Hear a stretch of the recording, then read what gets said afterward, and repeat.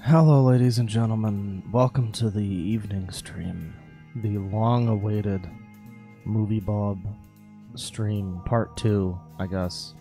A lot of people have been asking for a while about Movie Bob video, part 2.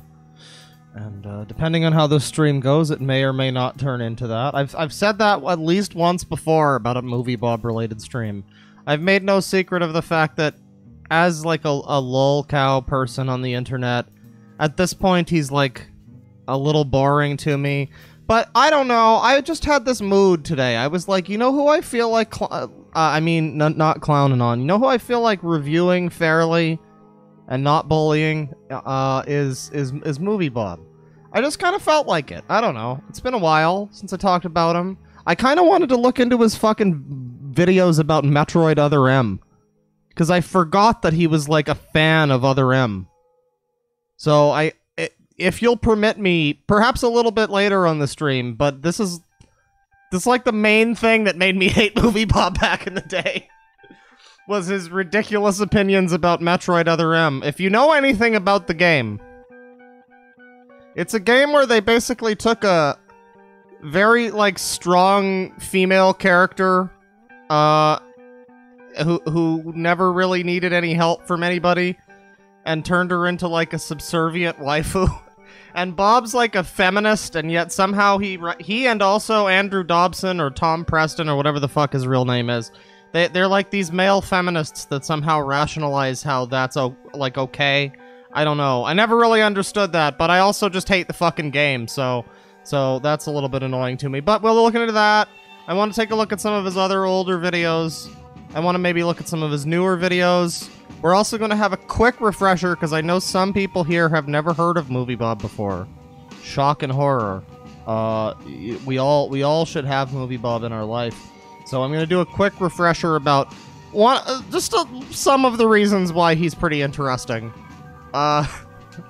Namely the fact that he gets a little bit heated on Twitter, you could say, a little bit political. I think as I put it in my video, my first so far only Movie Bob video was he's interesting, crazy, I think is what I said. He has opinions about eugenics that are pretty spicy, pretty saucy. He has some very radical opinions that he voices on Twitter. I believe one quote is, "People are nothing more than meat to be cowed," or something like that. He's an interesting lad. But we're gonna look into some of that. We got a whole ass stream ahead of us. Not even just a half-ass stream. Not even a quarter-ass stream. But a full, whole-ass stream. So this is gonna be exciting. I ran out beforehand and got some Jack Daniels, the classic, the best, not as good as the rest, but you know, it's fine. It's a good solution to get the job done. Because this is gonna be a fucking Movie Bob stream, where I sit here and listen to this man talk about Metroid. So I need some kind of fucking chemical support. I don't know. But let's take a look at the chat here. What's going on? I thought Jim Beam was your brand. I was mostly as Jack Daniels person. Jim Beam was, you know, I tried it. It's pretty good. No complaints, really. Dead ass whole ass stream. That's right. I got Sin Mint cookies. Oh, that sounds cool. Cowed. Yes, I don't know what that means. Meat to be cowed. I don't know what that actually means. He's one of those. Oh, he is the biggest one of those. In fact, actually, I guess I should mention about Movie Bob. Hang on, I need to go find a picture real quick. I need to go find... By the way, you've been listening to... Oh, check out this part. Check out this part.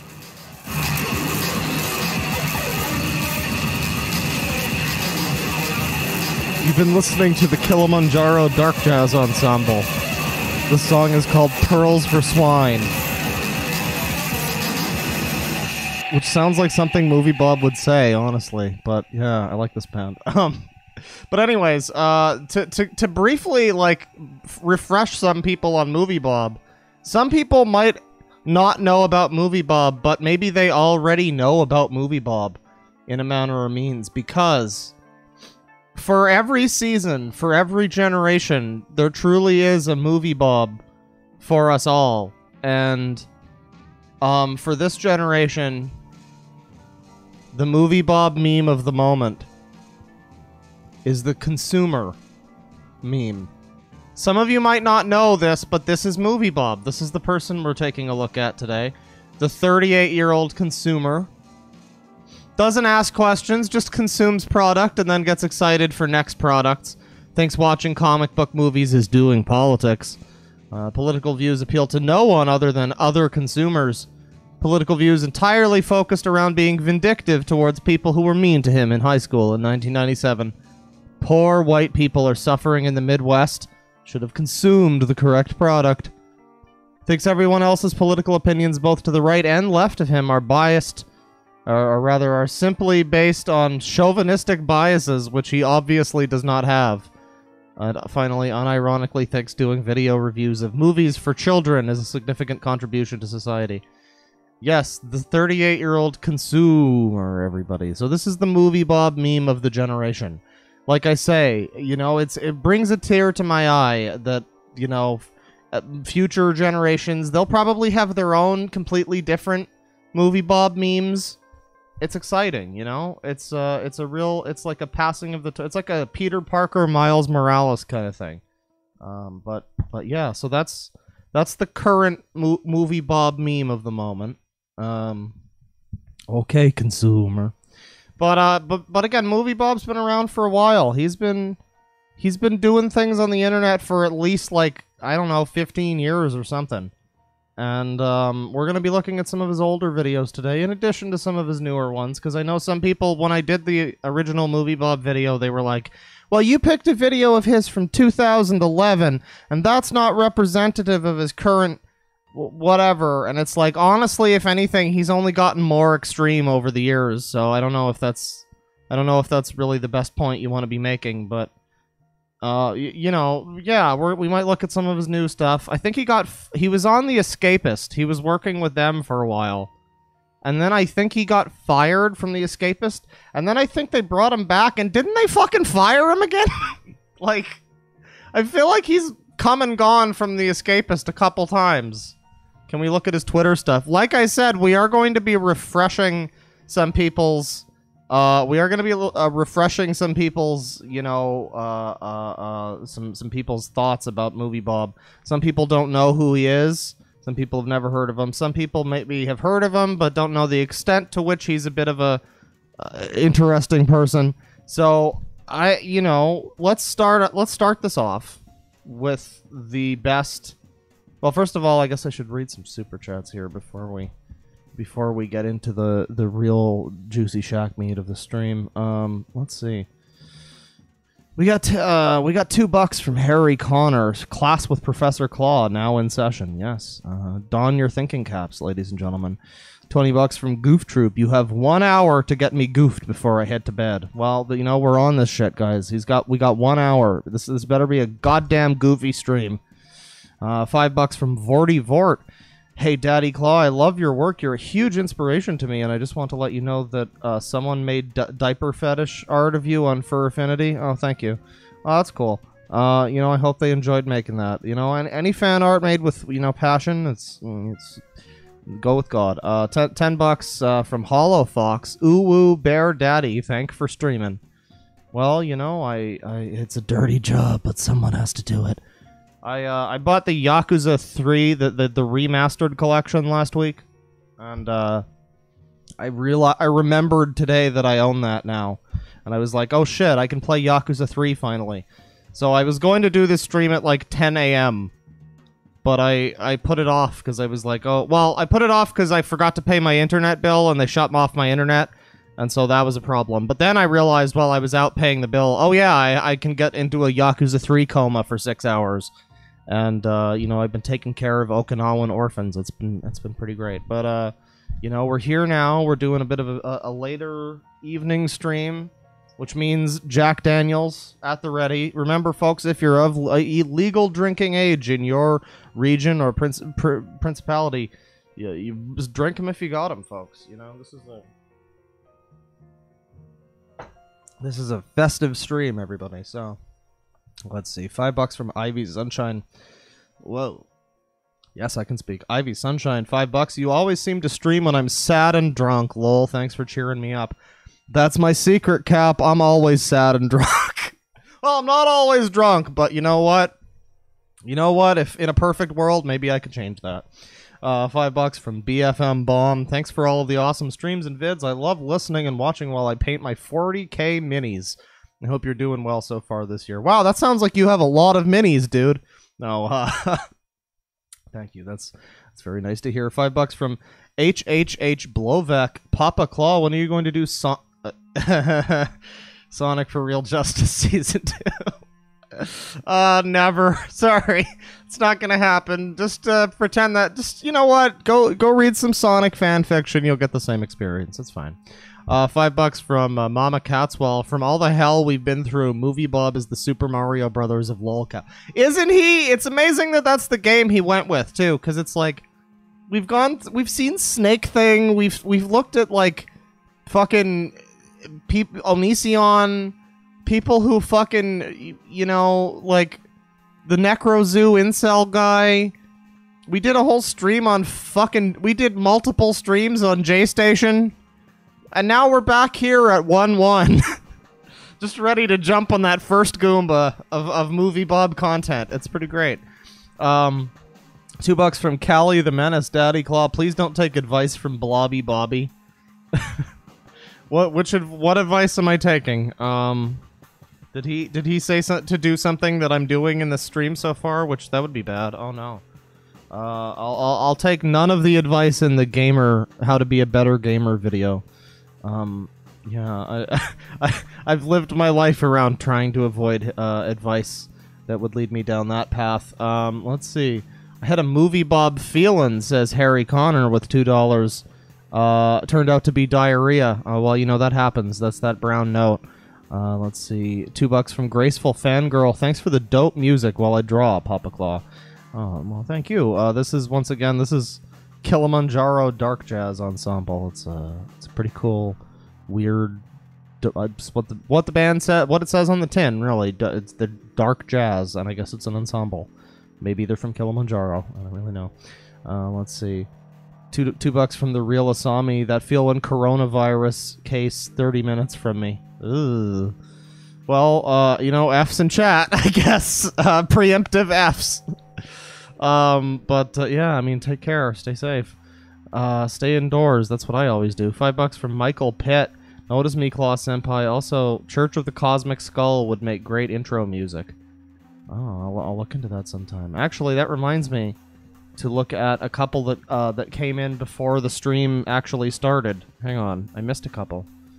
Let's see, what do we got?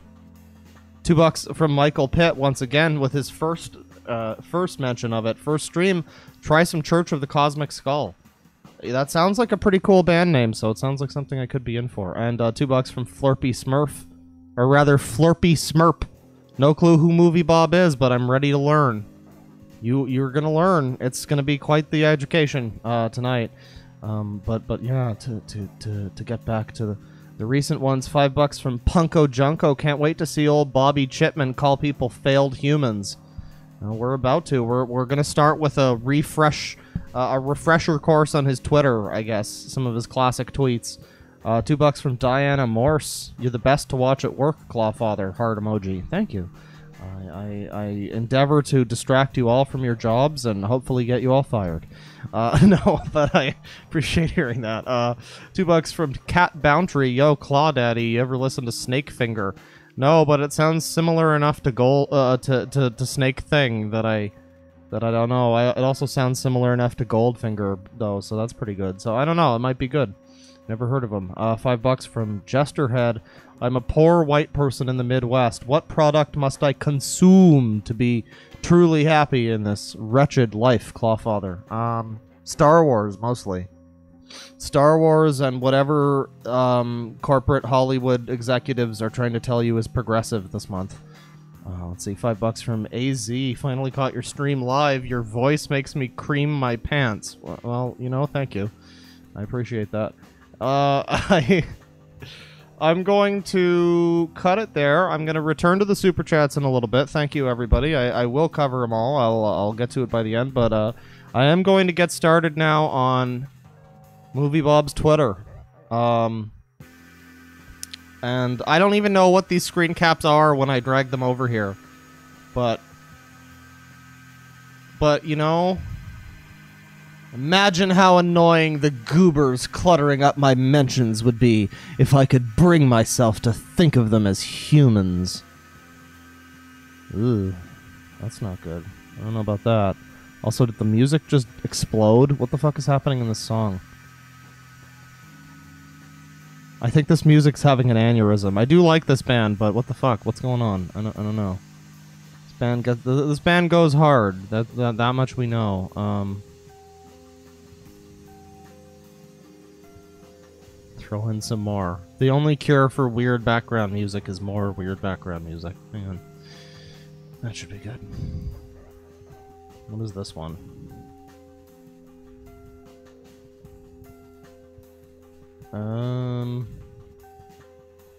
We won't beat the new nationalism until we accept that it is a fight to protect the superior future of intellectual primacy from the vanguards of the failed, inferior world that's being evolves away from. Mechanization, digitization, and globalism are erasing a world where mediocre brutes could prosper undeservedly. This should be celebrated. Thinkers, artists, creators.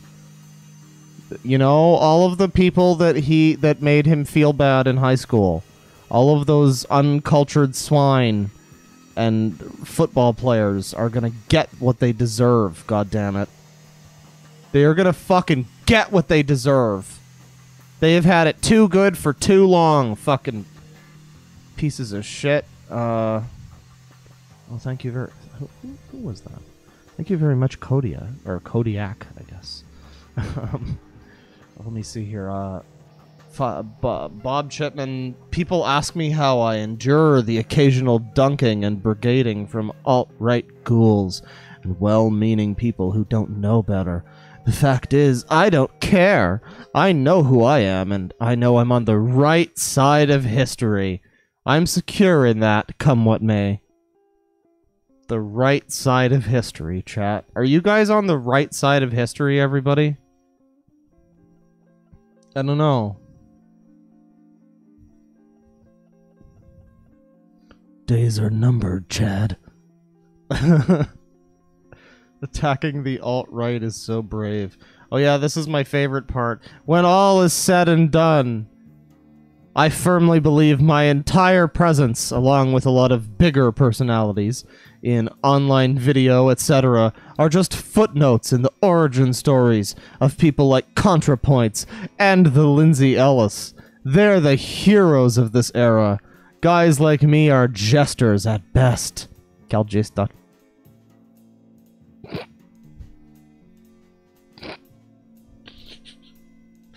Called ContraPoints a hero. Yeah, heroin. Thank you very much. Check your privilege, Bob. Stunning and brave.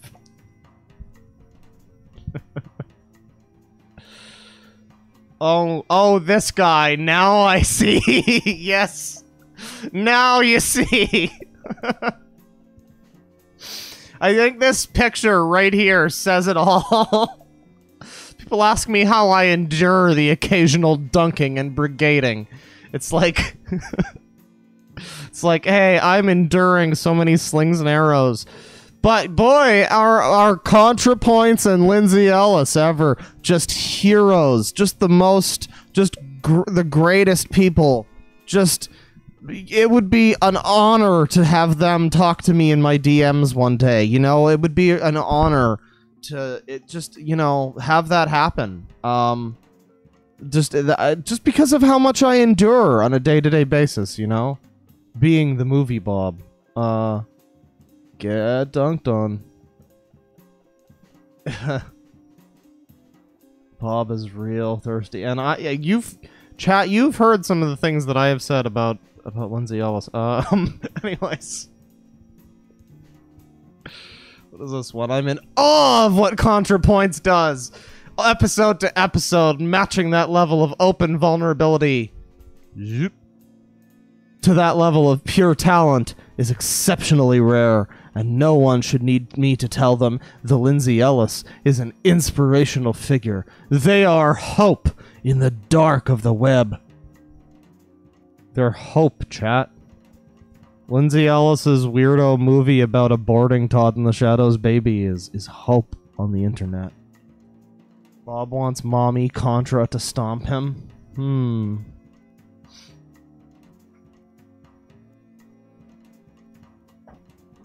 Now, I'm not saying this is some thirsty shit. I'm not saying that this is some thirsty shit, but this is pretty classic, like, you know, Twitter male feminist. I don't know. Cluck, the L is silent. That's a good comment. Thank you, chat member. Insightful. Oh, what's this? So there's that. Well, what is this one? Oh, yeah, here you go. Got Movie Bob hover handing. Even when they're willing to touch him. It's like...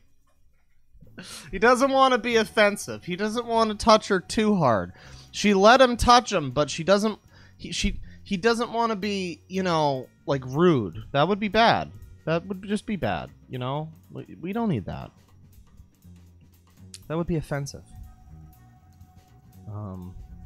Wonderful. What's this one?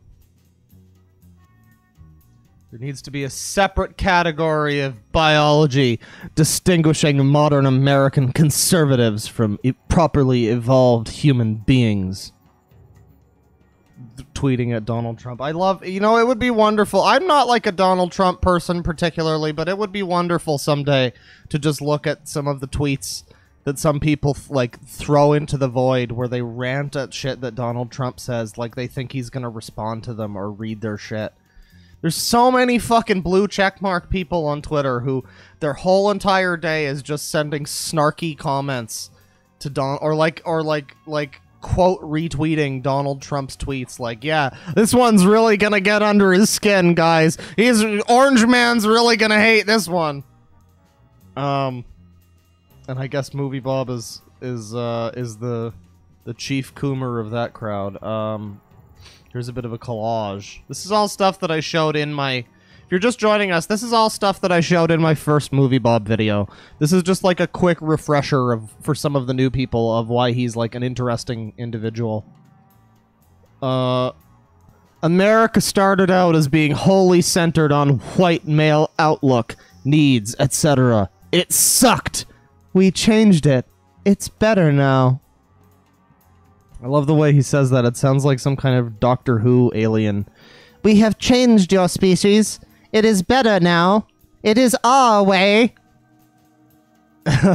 Even if tropes versus women turns out to be nothing special, I'm glad it and all the nonsense around it happened. Hang on. Where's that next picture? Hang on, I need that next picture. Oh, tell me I have the... Yes, I do.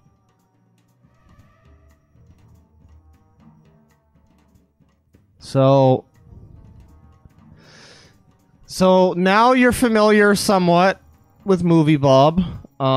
He's gonna take you back to the past. Yeah. Now you're somewhat familiar. I'm sure many of you are already familiar, because again, Movie Bob is pretty well known, but I do know that some people were saying that they have never heard of him before, so... Oh god, what is this tiny-ass picture? There can be no unprovoked violence against a Nazi. The sole aim and focus of their philosophical... Well, I can totally speak. Philosophical existence is violence. If you take up that identity, then you've already declared violent intent. Anything done in response is just varying levels on self-defense. That's right, everybody. Thoughts are crimes. If you have the wrong ideology, hey, anything else is just self-defense. Hey, come on. That's alarming. That's a little bit alarming. I'm not gonna lie with you. What else do we got here? Here's another one. Oh yes, this one pissed me off immensely. Here's one. Here's one where he tries talking about video games. And he identifies Castlevania Symphony of the Night and Super Metroid as the same game, apparently. And his response to this is... fucking hell. There you go. His response to this is, sorry, Games Twitter, for not immediately discerning which samey-looking grim medieval fantasy-scape I saw 12 seconds of. The games we're discussing here are Castlevania Symphony of the Night and Super Metroid. Which I don't know. I guess Game Bob isn't his name, but Movie Bob is. But even still, that would be like that would be like shit, I don't even know, man. That would be like never having heard of James Bond. I don't know. That's some shit. In the realm of video games, that's quite a mistake to make. I don't know. That's really calls into question anything he has to say about games, but you know, that's just in my opinion. What's this tweet? I like when I'm able to combine my passion for social justice with my passion for being a petty asshole. That's in 2012, everybody. That is in 2012. He also likes Other M, yes. Like every SJ... Well, that speaks for itself. Why is that the French flag? I don't know. I'm sure he was sending out his thoughts and prayers for something happening in France at the time. But, yeah. Yeah, you know.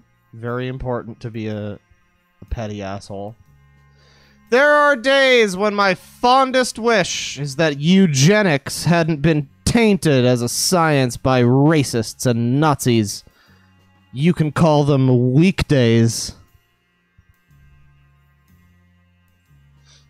I feel like if this was a joke in a, like, best of the worst video, then I would be laughing.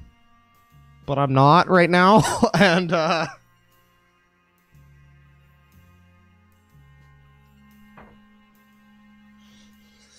quick, hit one if you've never heard of Movie Bob.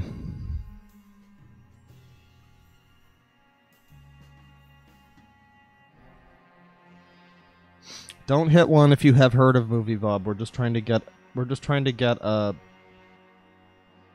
oh god.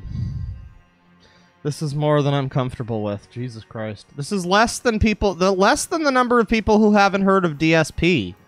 Which is honestly surprising, but...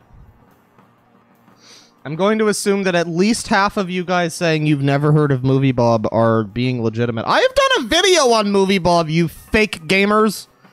All these people telling me I don't make enough videos, and they don't even know that I made a Movie Bob video. Motherfucker, you know, like... but yeah, so... Again, Movie Bob's an interesting lad, as we've covered here.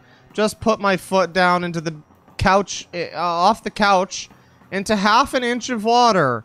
My basement apartment is flooding. Fuck my life. My mom's basement is now covered in water, guys. My Super Famicom is in distress.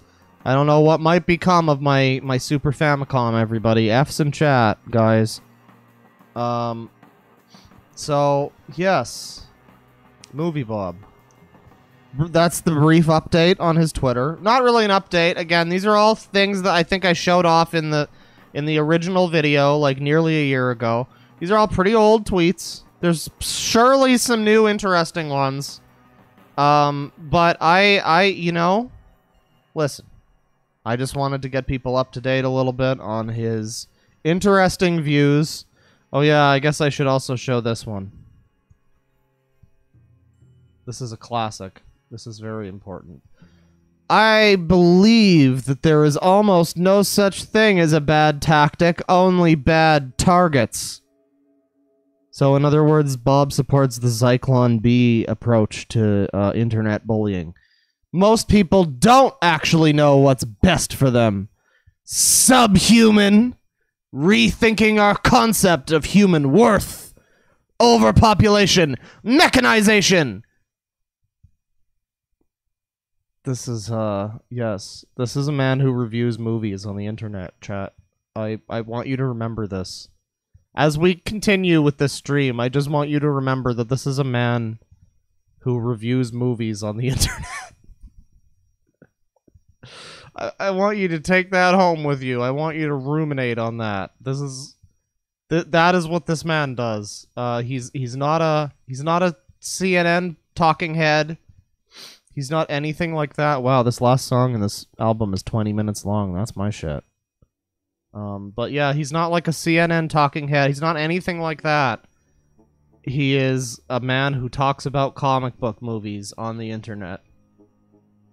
So that's pretty exciting. I don't know. That's, you know, that really gets the juices going, for me.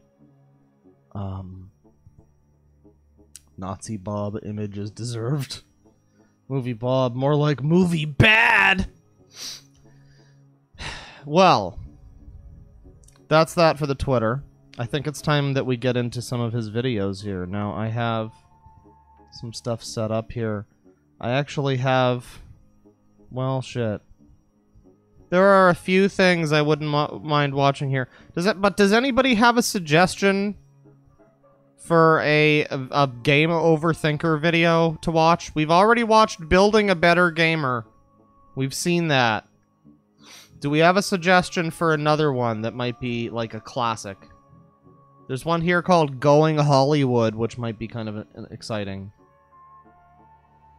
Halo is fascist.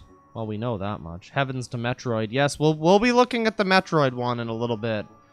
But that one will come a little bit later because, you know, some people aren't into Metroid. It's not going to appeal to exactly everybody in the audience, but it is important to me, so I will be watching his Metroid video.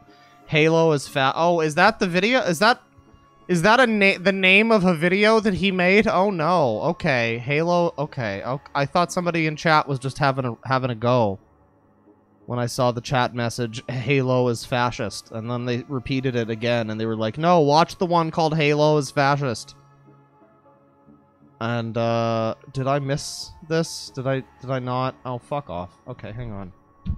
Halo. Oh, no. Was this, like, taken down or something? Did they take this down? A lot of these have been seemingly removed. So that's annoying. Halo 3... Believe diorama. Game Underthinker. Oh, is this the one? Greatest Americans in Video Games? Which one am I looking for? It's the Halo Reach video. Living as fascist. It was about a Halo Reach. Well, I looked up Halo. You know, fuck it. If we're gonna get into Halo first, we might as well get into goddamn Metroid first. I wanted to do something that was a little bit more... God damn it, I'm all over the place now. I wanted to do something that was a little bit more like... No, fucking hell. A little bit more like neutral, you know? That everybody could look at and be like, oh boy, this is what we're dealing with. These are the current videos. So, I mean, we've got some spicy Movie Bob content. We've got him talking for 10 minutes about Tifa's titties. So you know that's going to be a winner. But let's first take a look here. Shit. None of these have like titles. What about this one? Contra, Altered Beast, 2D Brawlers, Mario Bosses. Nintendo, what the fuck? Gamers are not dead! Guys, gamers rise up!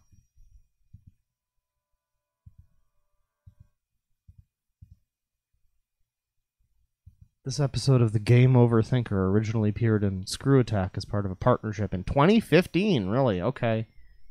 Reproduced here with updated graphics and titles. Really? You know, I remember back in the day on AVGN, there was a joke about, like, the Lucas, like, remakes of, or re-edits or whatever of the original trilogy of Star Wars. And he was like, we're going to go back into the Back to the Future video, and we're going to spruce up the special effects to make it look more immersive. And then he was like, no, this is just a joke, obviously. Is this basically what Movie Bob did? Okay. Alright, gamers are not dead, everybody. We are rising up as we speak.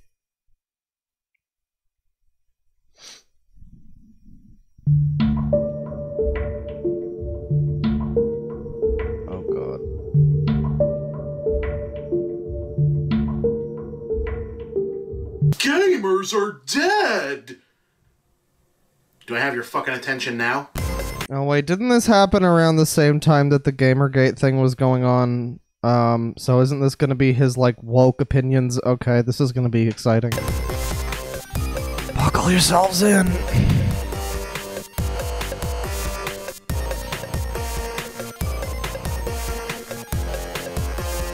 So, not quite a year ago, a small but vocal and active number of self-identified gamers responded to a broiling... Hang on. There you go. No, there you don't go, apparently. Hang on. There you go. We got the fair use bear. Do we want to keep Sangi up here? Is that going to be important? Do we want to keep him up? We can see the beginning of this. Yeah, okay. You missed the text on the black background. And then you missed Movie Bob just standing here. There he is. There he is! Bring open the thing. Keep Sangi? Yeah, okay.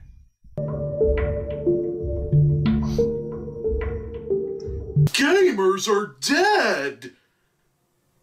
Do I have your fucking attention now? Look at the hair! Fuck that white suit, no.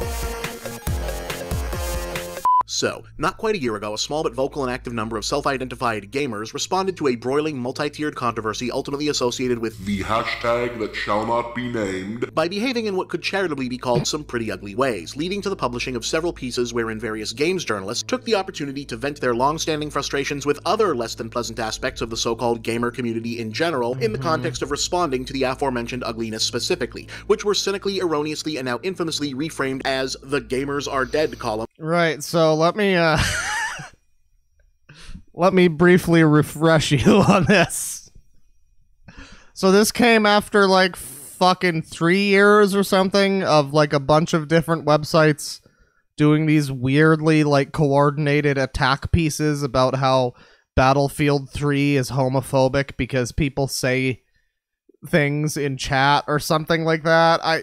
Weird shit like that. A lot of people remember this. The news is still kind of like this now, but if you remember like the early 2010s on like V, there used to be a lot of threads about, you know, about used to be a lot of threads about like weird Kotaku articles that came out about why is this man writing an article about how he had sex in a Sonic bed?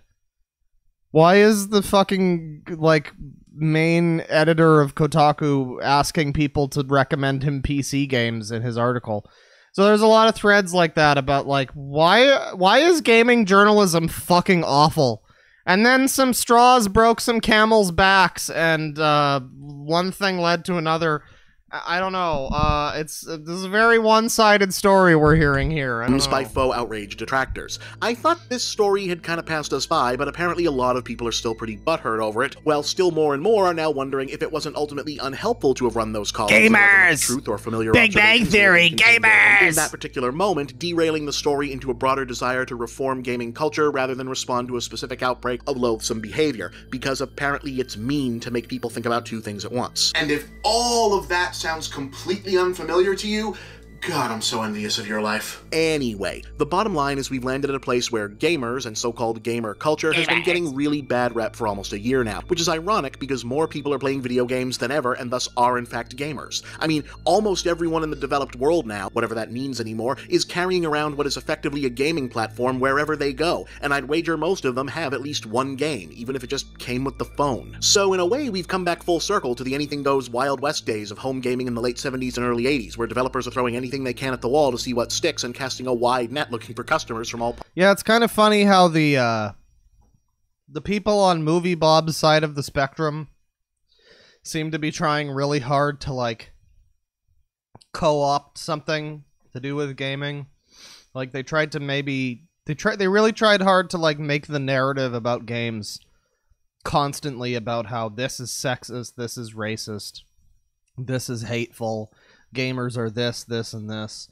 And it was really annoying to a lot of people, especially around that time where, you know, this is after, like, what's his name, Jack Thompson and all these idiots, you know, for years had been Joe Lieberman that fucking, what's his name, Al Gore's wife or whatever. Like, all these people going off about how games are evil and shit.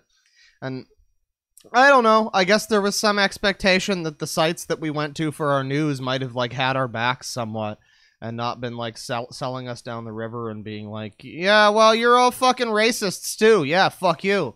In addition to all being school shooters or whatever. And Satanists, whatever the new thing is.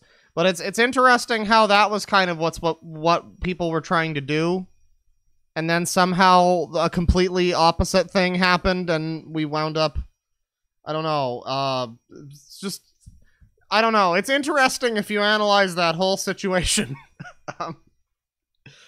I don't know. Possible demographics, which Instead only of feels strange because we went from weirdo pseudo leftist rule to like where we are now. It's a very interesting turn of present-day self-identified gamers came of age between the 90s and now, an anomalous period wherein publishers turned away from that more inclusive ideal to a sales model that zeroed in on only one singular type of game buyer that it decided could be persuaded to hyper-consume the most expensive, lavish, statistically profitable products they could get to market by co-opting the vague idea of a separate core fandom of gaming into a who's my special little snowflake. No, the video isn't branded sped up. identity, This is just how he which talks. ironically has led to a bubble situation whereby AAA development is so bloated and incestuously self-repeating that innovation barely exists outside of the few genuine artists Take a still shot employed at major every time publishers he and the says burgeoning gamers. indie scene. But we already did that episode. Okay. Nonetheless, those aforementioned core gamer special snowflakes, which at least on paper I'd probably qualify as, to be fair, are what we're generally thinking of when we think of so-called gamer culture. And that's where people are supposedly still feeling the quote-unquote Wow, this is targeted gonna be a lot of by the shots. so-called gamers are dead articles. Now, Oh, jeez. look, it's true that way too many people these days are too quick to equate criticism with bullying, in order to avoid having to own up to their own bad behavior. But in general, don't bully people is a pretty good umbrella policy to live by. Do I accept that there are circumstances where someone can deserve some harsh words or personal digs in terms of backlash for shit they've done? Yeah, sure.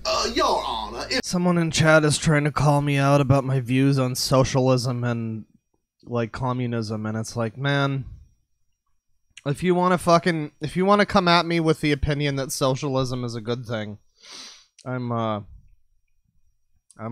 good on that argument. if it pleases the court, I refer to the case of talk shit, the get hit. But as a general rule, even if you think someone has it coming, you should talked probably shit? find a better way to handle that than Who talked shit when like the game Dragon's Crown was coming out, and half of the fucking articles that came out in the wake of every one of its previews were, her top is too low, there's too much titty.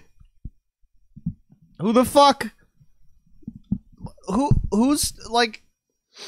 No, nobody talked shit. They talked shit. The journalist people talked bullying shit. or picking on or harassing people over, well, almost anything, but you really shouldn't do it over petty minor bullshit like people's hobbies. That having been said, though, one, I really still don't understand how you get to I'm being picked on from largely innocuous if ill-timed think pieces asking the games industry to stop favoring one audience over all others and the one audience in question to grow up a bit. And two, I'm always a little uncomfortable when people say things like nerd pride or geek culture or the gaming community in a way that makes it clear that Why do you keep showing me clips from Big Bang Theory, Bob? Why do you keep doing this?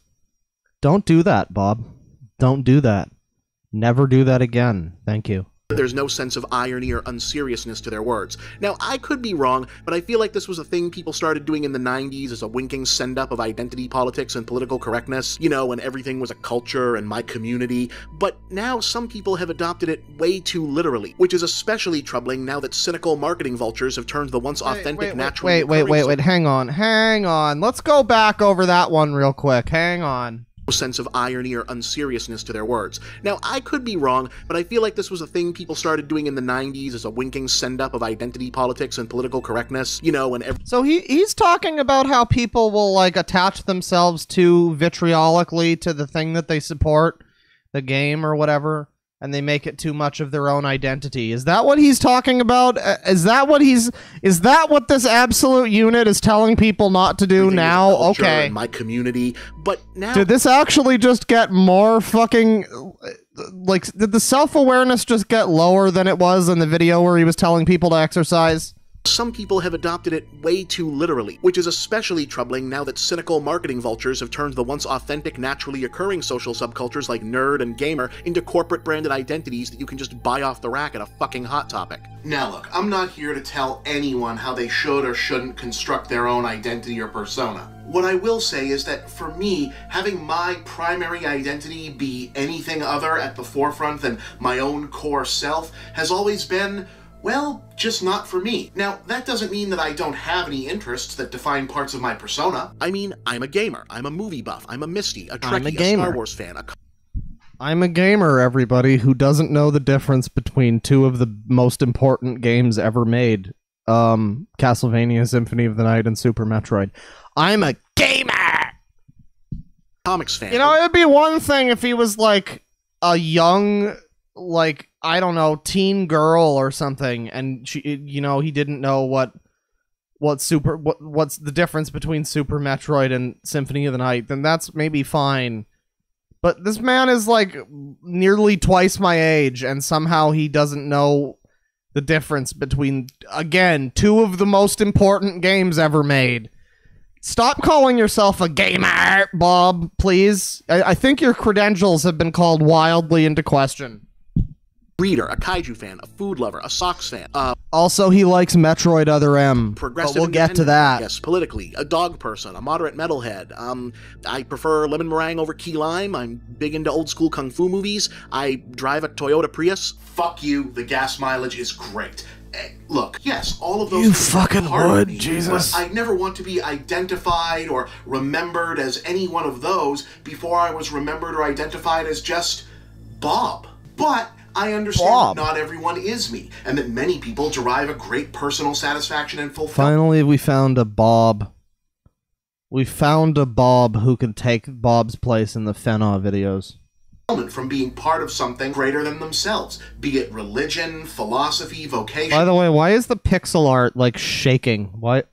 Look at the sides and look at how it's like giving you a headache. And you know Isn't that fucking annoying? You, that's terrific. But I really isn't this annoying as even fuck? The most devoted lover of all things video games, unless you think I'm speaking from a place of superiority. Devoted lover of all things video games. As long as Mario is in it, I sure fucking love it. Familiarity. This is my living room. Would be well. Yes, we know you like Mario, the greater Bob. whole they're part of an identity that is now largely an artificial corporate marketing construct. I mean, what should ultimately be more important here? Loving and celebrating the medium of video games in whatever way is honest and true to you, or fitting yourself into a box-marked gamer built by the Pepsi Company and Frito-Lay? And that question should be especially prominent before you start saying that gamers, whatever that means, need to be somehow defended from somehow being dehumanized or persecuted. I'm sorry, it just really...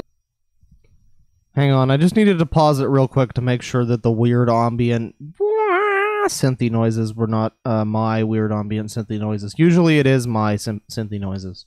Really ticks me off when I hear, for example, people talking without a shred of irony about gamer rights or geek persecution. Gamer rights! No, games are awesome. Being a gamer is awesome. I love both of those things. But an adopted hobby and an attendant shorthand nickname is not the same thing as a racial categorization, an ethnicity, a gender identity, or even a lifestyle. It's just not. No, you shouldn't be getting made fun of for being a nerd or a gamer or whatever, but some rando on the street rolling their eyes at your Ash Ketchum hat, or some games journalist indulging in an unkind characterization of your chosen fandom is not analogous to being told you can't vote because you're the wrong color, or you'll get paid less because you're the wrong gender, or you don't have the same rights as other people because you love the wrong kind of person. Guys, please, if there's... I mean, no, but being told that you're like a fucking Satanist or, you know, a racist or a whatever because you play video games is kind of fucking annoying. I don't know, Bob. It almost seems like he's kind of trying to explain away all of his fucking cronies writing articles about how gamers hate women and minorities and shit. And he's just like, no, don't worry about it. That's not equivalent to important things. Just let us continue attacking you. It's fine. One good thing that can come of this, can we please finally knock that shit off? It's not cute anymore, it's embarrassing, and it's making us all look like assholes.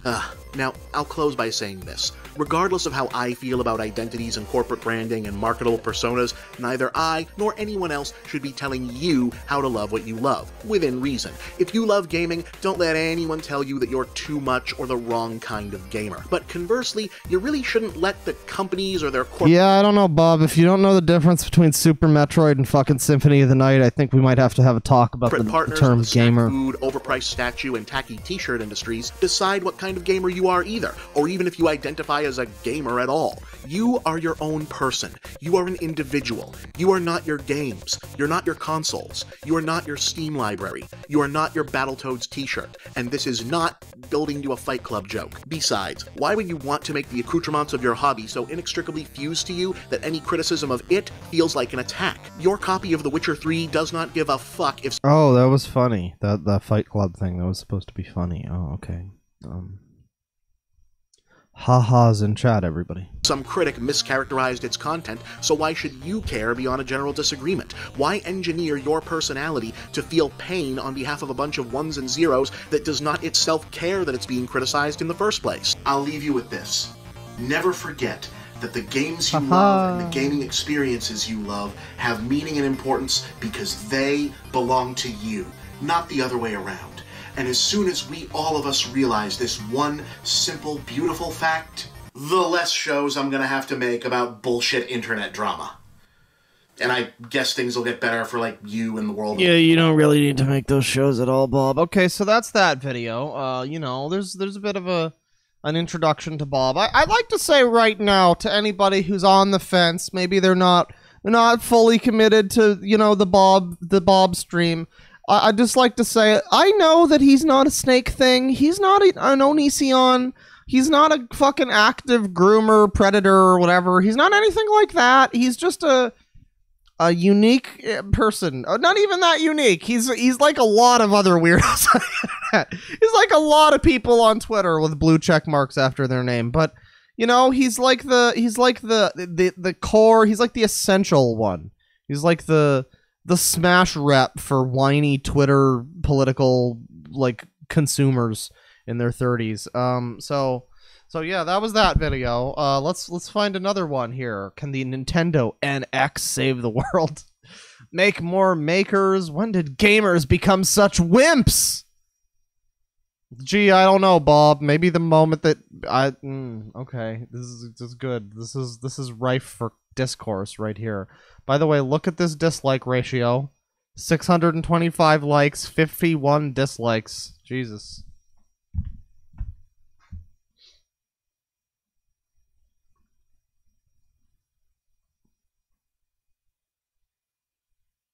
Greetings! I'm the Game Overthinker. I took a month off so that the other show could do a Halloween thing, which means I've got a lot of pent-up thoughts about game culture, which have largely coalesced into one coherent thought.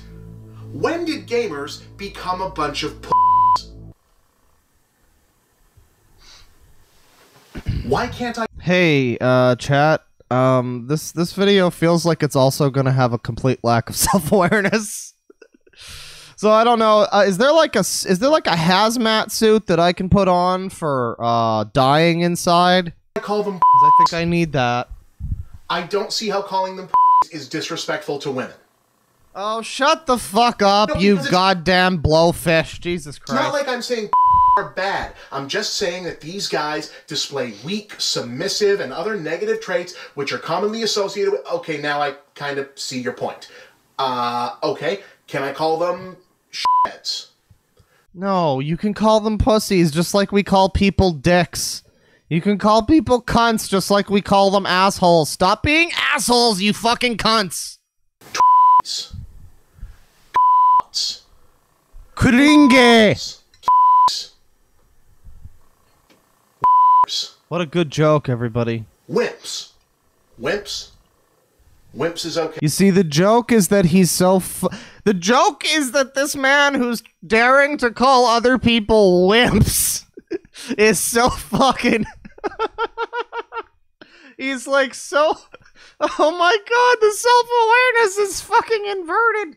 He's so whipped by, like, people, like angry ladies on the internet shaking their heads at him for saying a bad that his fucking entire first minute of his video. Is that the joke? Is the joke that he's the wimp right now? Is that what the joke is? Take two. When did gamers become such a bunch of... When did they become like you? I mean, wimps.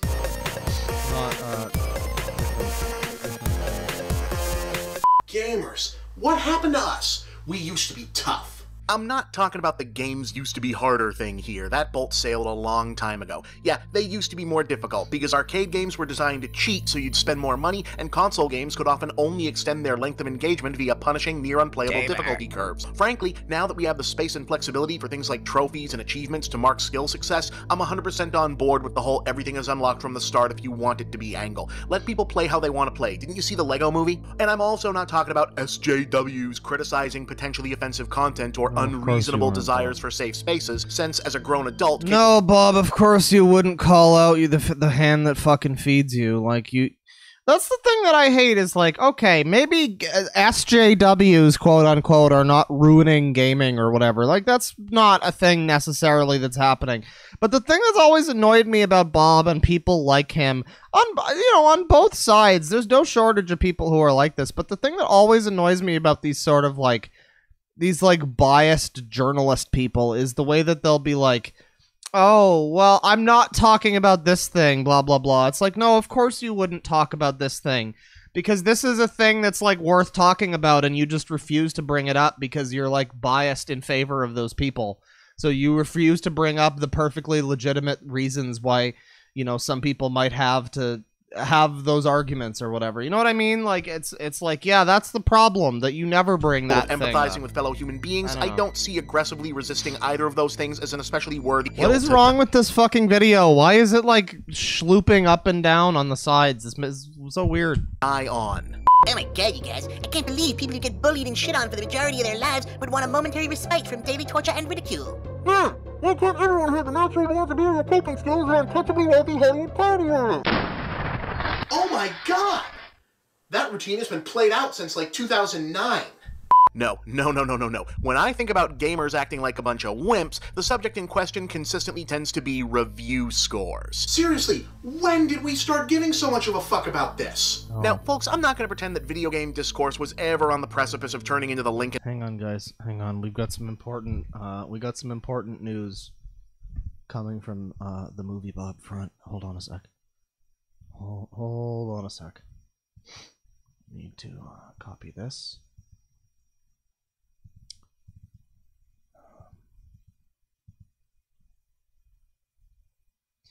Mountain Dew marinated chicken with mango, carrot, spicy rice.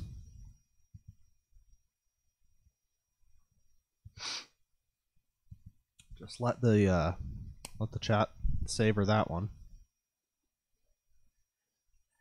Thank you, Tristan. Thank you, Tristan, for this. Thank you, Tristan, for this bounty that you've delivered unto us. Remember, everybody, when you're looking at this Mountain Dew marinated chicken with mango and carrot rice. Mountain Dew chicken. Can we get a closer look at the chicken real quick? Oh, look at that. Look at that. Warning! Look at that fucking chicken, guys. That is some cooking with Jack standard chicken right there. That, fucking raw! That's how you know he's a real gamer. Looks like old man butt cheeks. It's the butt grandpas. They're back. It's so white and sweaty looking. Yeah, it's like clammy. It kind of looks like someone who's like got the flu, like their skin. Maybe their like inner thighs. Except they're drenched in Mountain Dew, apparently. So this tweet is from a suspended account. Wait a second, a suspended account. Is Movie Bob suspended? Is Movie Bob suspended? What does that mean, suspended account? Is he... No, okay, he's tweeted like 55 seconds ago about some dumb shit, so okay, it's fine. Back and to Douglas it. debates. In fact, we pretty much segued directly from 9-year-olds arguing whether Sub-Zero could beat up Dhalsim to obnoxious pseudo-intellectual stumping about gamification. But the fact that so many seemingly worthwhile discussions in this medium lately turn into shouting matches over review scores surely represents a new low and a new weakness. Especially since it's not even like people are throwing singular scores around, i.e. this respected outlet or that knowledgeable critic gave this score. No, everybody thinks they can shut down an argument now by waving around the goddamn Metacritic average, as though being able to divide for a percentage suddenly makes you Billy Bean. Scores and stars and thumbs were designed to be a visual shorthand for a reviewer's overall feeling for people just skimming the page. They were never meant to be treated like mathematically quantifiable appraisals, because that's not how the subjective qualities of entertainment or art work. Mona Lisa. Solid brushwork, good use of perspective and composition, but the expression on the face is a little Sorry, why were we looking at footage of Lester the Unlikely? inscrutable, right? 2 stars might look at it again. I was waiting for an And explanation this is the about that. namby-pamby bullshit I'm talking about. Pulling out a functionally meaningless statistic is how cowards walk away from an argument they're losing, because they lack the conviction or the ability, or both, to properly defend their position, and rather than go down fighting what? or even just nut up and take the loss like someone with an ounce of dignity might do, Wait, hang on. Providing facts and statistics. I mean, like, a Metacritic score is not a fact, but, like, providing statistics. What? That's no, Bob. Oh god. they whip out a Jesus number and Christ, start man. pretending like whatever they're arguing is a I literally just bought my Jack Daniels, and I don't have enough booze for viable this. science, so they can shut things down and walk away feeling like they won something. And because we've allowed this attitude to fester, especially in the online gamer community, we've got too many people actually believing that review scores and Metacritic numbers actually mean something outside the specific interpretations of a critic and an individual reader, to the extent that gamers will now lose their fucking minds at a critic not for something they said about the game or even for the stupid score itself, but what it's going to do to the Metacritic average, as though you're gonna get a prize if Ubisoft lands above a 9.5. And before anyone tries to make a stupid sports analogy, No, but have you ever heard the tale of Darth Obsidian the Wise and their dealings with Bethesda when they made Fallout New Vegas? And apparently they, like, got massively fucked over because they got, like, 2 point, like, they were supposed to get like an 8 or above, and they got like a 7.8 or something, and so they didn't get their bonus or whatever. There's a reason to talk about Metacritic scores. That's a thing to be concerned about somewhat. please keep in mind that when sports fans flip out, at least it's usually about the tangible results of a game that actually took place. I promise you, the column in the Tribune is not what Cubs fans were upset about after Game 3.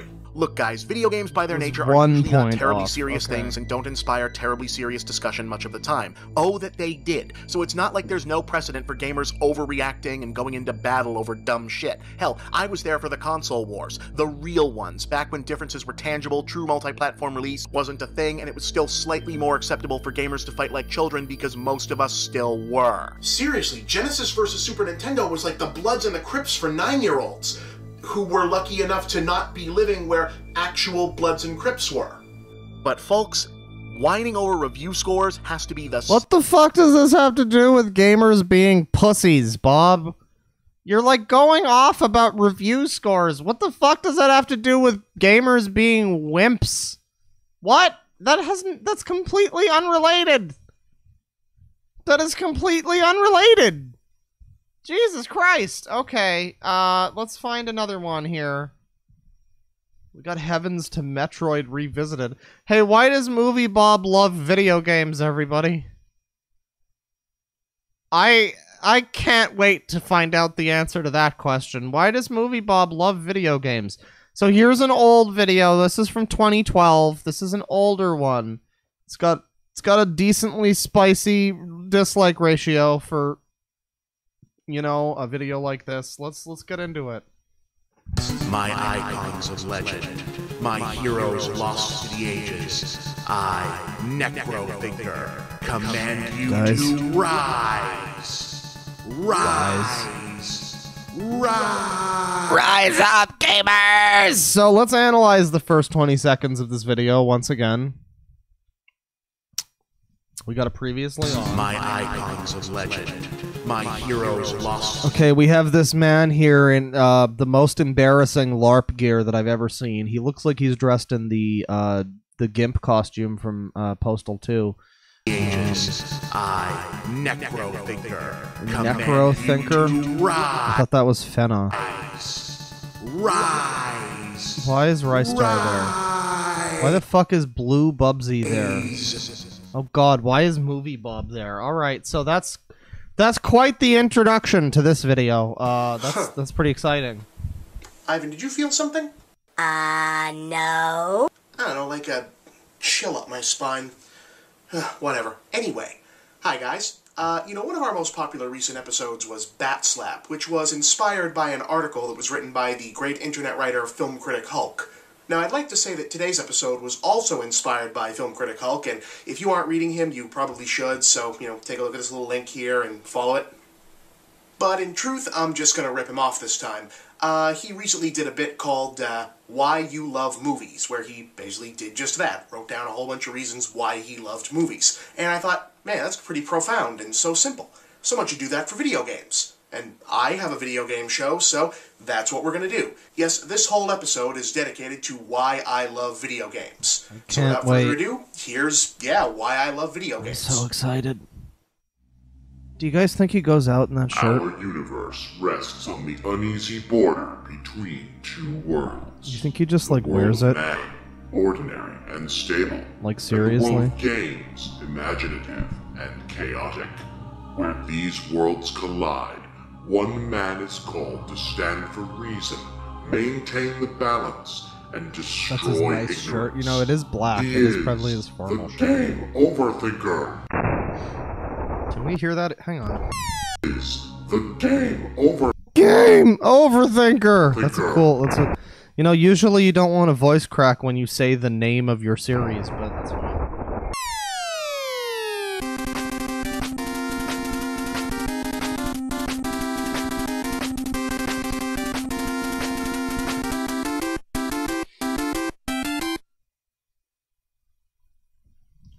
Do you guys think this could have made it on Channel Awesome? I mean, obviously it didn't. So, I mean, like, I guess a better question is, why do you guys think this wasn't on Channel Awesome? Why do I love video games? Because 1985 will never die. Because Mega Man has a gun for a hand, except when he doesn't. God, he's such a... Because it's dangerous to go alone. Because Sub-Zero he's pulls a such guy's a spine fucking out. Because of Proto Man's whistle. Because a star is friends with a clam. Because sometimes a cake is the best possible reward. Because of that time the Joker had an army of robot ninjas. Because every problem can be solved by jumping. Because every problem can be solved by bombs. Because every problem can...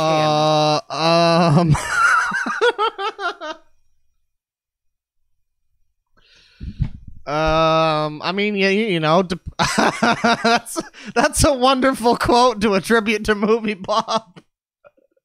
Everything can be solved by bombs. That's wonderful. Solved by eating. That's really good. Because hearts Oh, are what was that? What was that other good quote to be attributed to Movie Bob? Hang on. Because every problem can be solved by eating. Yeah, dude, yeah! Because hearts are currency. Because you can play as a girl and still get the girl. Because of space jellyfish. Because of portals. Because of physics. Because of frogs and spaceships. Because ninjas are everywhere. Because swords will always beat guns. Because you can bring a taser to a martial arts tournament. Because Melina is the ultimate butterface. Because of evil clowns. What did Because you of the just Luma say? shop. What did you just say about that strong, beautiful woman who don't need no mouth? What the Because fuck? Melina is the ultimate butterface. What the fuck did you just say, you disrespectful shitlord scumbag ass basket? I'm fucking telling Anita what you said, you fuck. Because of evil clowns. Do you think she'll send me nudes if I do that? Because of the Luma shop. Because a thief can evolve into a ninja. Because of Earthworm Jim. Because of Booger Man. Because of Zitz, Pimple, and Rash. Because of Peach. Because of Daisy. Because of Toadette. There's Because a of joke Roll, to be made because about of Athena, Zitz, Pimple, because and of Rash Samus, right now. because of Lara Croft. Because Samus, you main always character of kill someone. Castlevania Symphony of the All your Night, as days we are all belong know. to us. Because the president has been kidnapped by ninjas. Because a hero is you. Because you prove the justice of our culture. Because somebody set us up the bomb. Because you are a bad enough dude to rescue the president. Because of shooting Is up this what this whole video is? Oh no. Tanuki Tail. because holy water melts. Oh god, this is the whole video? Are you kidding me? Because of red and white Player 2 arcade Superman. Oh, shut up! Alright, that's enough of that fucking video. Okay, thank you, Bob. Thank you for enlightening us. The whole ass fucking video.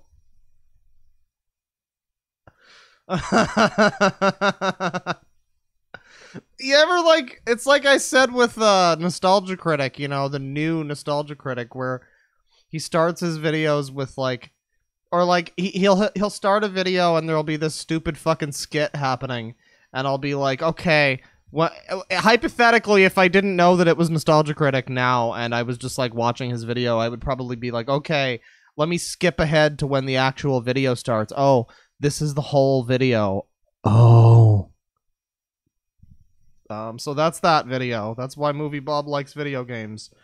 Game Over Thinker, episode 77. I'm not a gamer. Gamers, sit down. Hi, everyone. Stay tuned after the show for a special announcement concerning the future of the Game Over Thinker. I've moved on to putting up entire fucking Sega Game Gears at my asshole.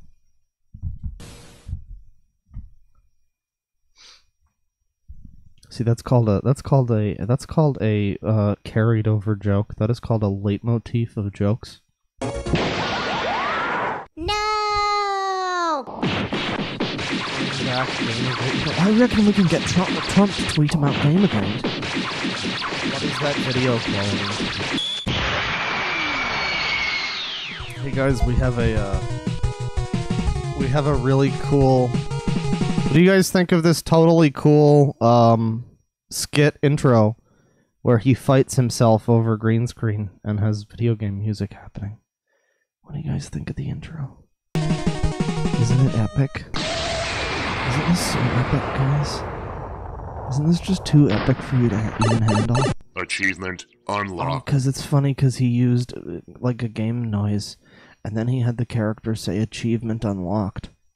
Overthinker defeated. It's funny because video games, guys. Okay. You take this one.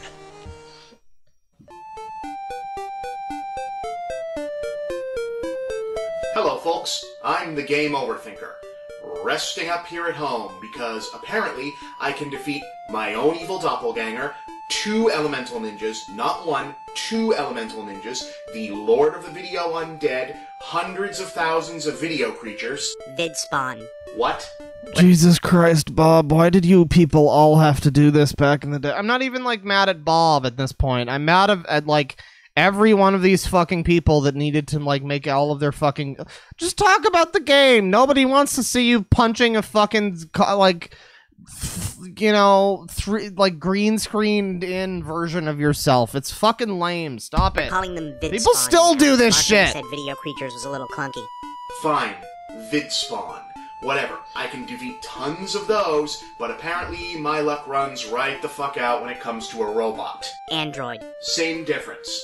So, now I get to sit here, I guess. Well, the Omega Thinker sorts out my robot problem. Android problem. Ivan, cut that out. Sorry. What we need to be This is doing is such a- figuring out how to... This is kind of sad if you think about it, because it's kind of like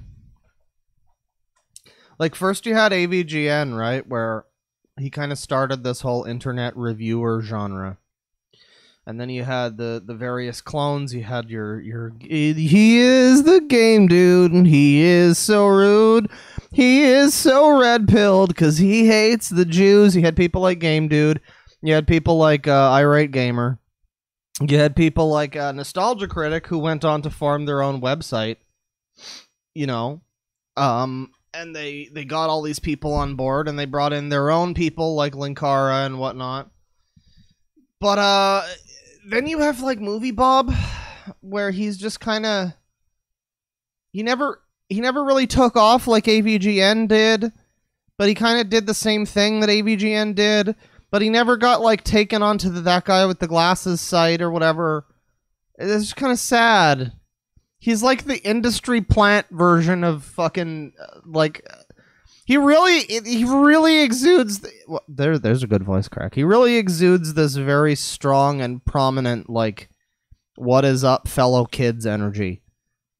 It really feels very much like he's trying to sort of affect the opinions of, I don't know, the gamers, the youth of today, or whatever, while he knows next to nothing about games.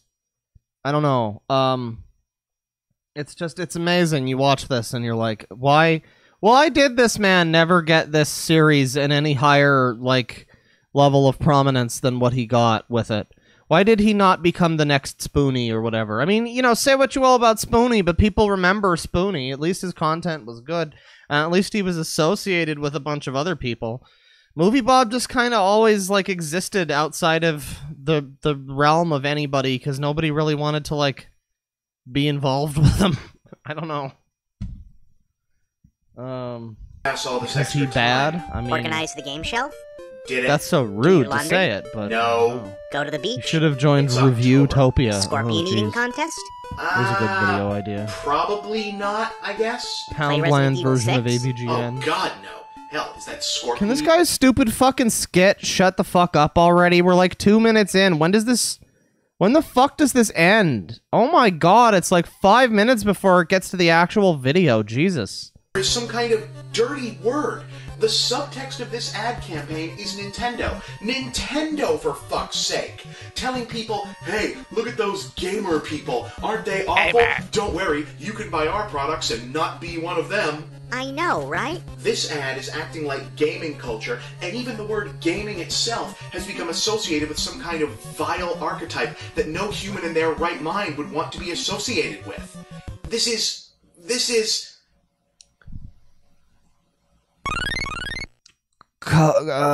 Cockadookey buffalo bullshit or whatever. Yeah, so people in chat are saying that this guy's like AVGN at home, and you're wrong. Because Irate Gamer and Game Dude are AVGN at home. This guy's like the Rick and Morty of AVGNs. He's like, not even, because Rick and Morty is not really the most... I don't think Rick and Morty is actually the most pretentious show. From what I know about it, it's not that up its own ass. It's just the fans that are really up the show's ass. So I wouldn't even say it's the Rick and Morty. It's more like, I don't know, it's just like it's the pretentious version of AVGN. It's where AVGN is content to just be a bit stupid and say some dumb shit and just for laughs. Movie Bob really wants you all to think that he's like really smart and knows the way. Movie Bob really wants to convince everybody that he's, you know, an intellectual and that his lifetime playing video games has not just been, you know, wasted. He wants to validate his time sunk into video games because he's like ashamed of it.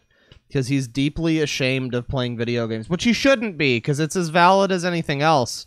But I feel like Bob doesn't really believe that on some level, which is a thing I think a lot of people are kind of, I don't want to say guilty of, but I feel a lot of people feel that way to an extent, where they're like game journalists or whatever, and their whole identity is basically like, well, no, we can make gaming better. We can make it elevated. All we need to do is cram in like a bunch of unnecessary bullshit that nobody asked for and ruin everything and take the focus off of the things that matter. And that's what's going to make gaming better and more mature. I feel like Bob, once again, is like the chieftain. He's like the apex representation of somebody who is just like, they've spent too much of their life jumping on Goombas, and now they're starting to have like a midlife crisis, and they're like, Jesus Christ, it all has to mean something. It has to fucking account for something. This actually makes a lot of sense. Say what? Roll the credits, Ivan. I'll explain. So here we are, 5 minutes into this fucking video, and he finally gets it started. People tell me my stream intros are long, but at least those are streams. He could have edited this dumb shit out, but he kept it all in. We're now over 5 minutes in, and he still has this fucking credit sequence. Sequence, yes. Necro Thinker? Wow, that's a little bit close to a different word. He also kind of looks like a different word than necro, please. Shit. Another thing with this is another thing with this is like when like a lot of these reviewer people like AVGN would do a skit where they would have their character fight someone or whatever. Usually it was like a friend or something, but with Movie Bob it's always just this sad man dressed up in different costumes. And it's like every time, it's like when Onision does one of his videos about like the Joker versus Batman or whatever, and you could just picture like after the take ends, he stops acting and he's still in costume, and he goes over and he turns off the camera and he goes and he gets out of his costume and he goes and he gets into the next costume, and there's no words are said during this process, and you can hear Movie Bob's like rolls of fat like gurgling over the scorpion costume or whatever the fuck it is that he's wearing, and he gets all suited back up, and then he turns the camera back on, and then he goes back to acting, and it's back to his moment, and it's just the saddest fucking thing. That's what I think every time I see one of these videos where it's like this guy doing a skit where he fights himself or something, and it's just him. It's just a bunch of different versions of him in different like sad costumes. It's kind of pathetic. Senator Lieber, what? We are now 5 minutes and 30 seconds into this 20-minute video, and we are still not on what the video is actually about.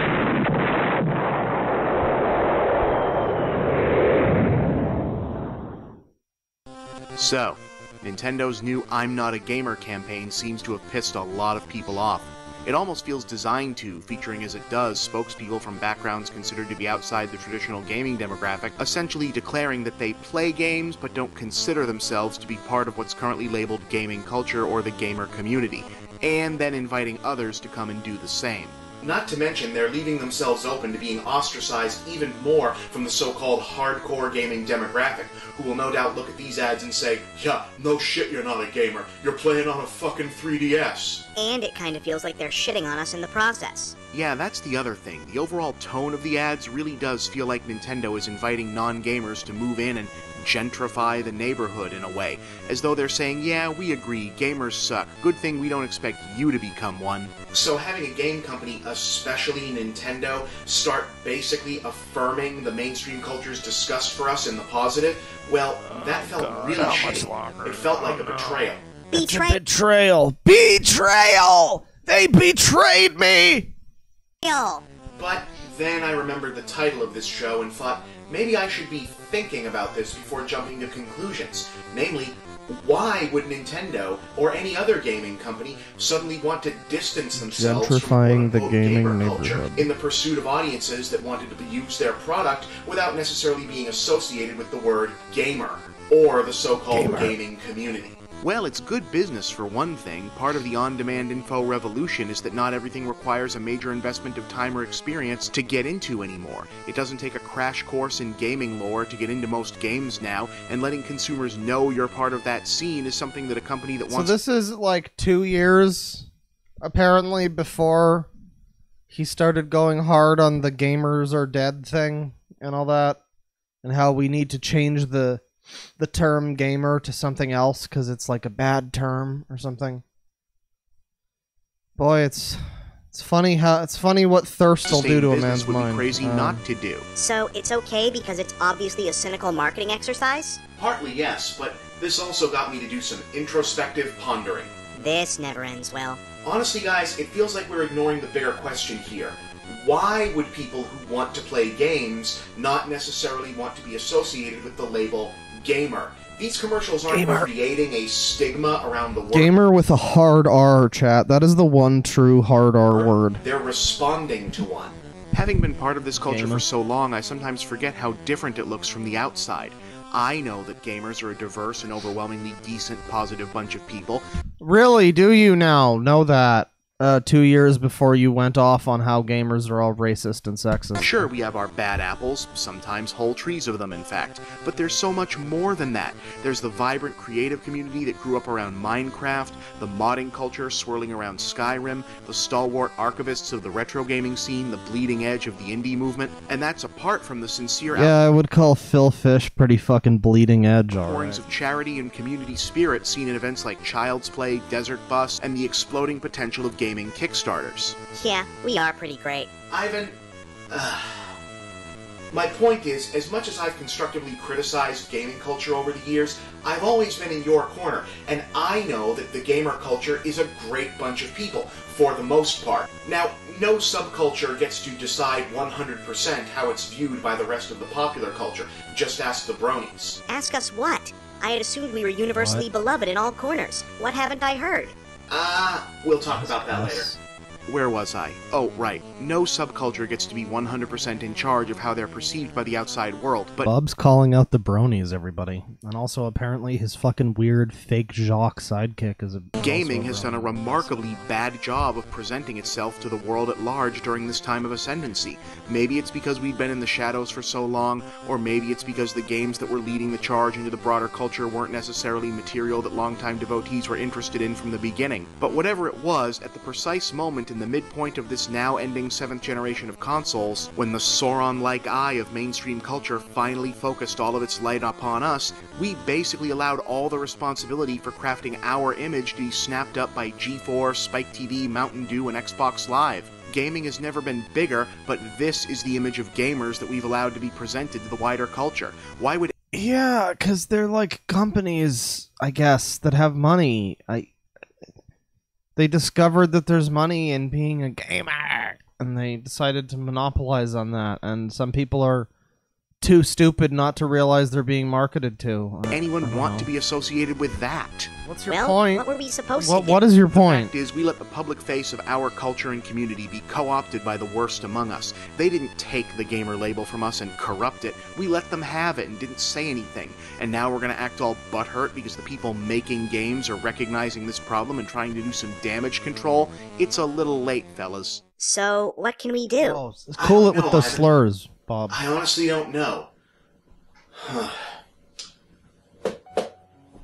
I mean, when it comes to stuff like this, I don't even know if it's worth fighting, you know? I'm tired. I'm really, really tired. I mean, I've been a gamer as long as I can remember being anything. But to be honest, even I don't feel like I fit in totally with what's become of gamer culture. It's just so angry and aggressive now. You know, in my time, gaming was a refuge for people who were different, or felt different, or were made to feel different, or were even bullied. But now it feels like we're the bullies. We're the ones telling people, you don't belong, you don't get to play here, because you're a woman, or because you're gay, Here we go. you're the wrong color, or you don't play the right games. Who has ever fucking said that? Oh my god! Oh.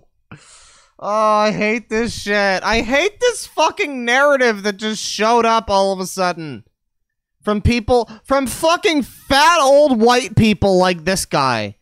Telling people that, oh no, stay away, women and black people and shit and gay people. No, we all are bad people. Stay away. I just... Where you don't play games the way we think you should be playing them, or whatever the bullshit excuse of the week is. Fucking or numpty. because there's some other flaw that we found that says you're not allowed to join the club, because we're so fucking special.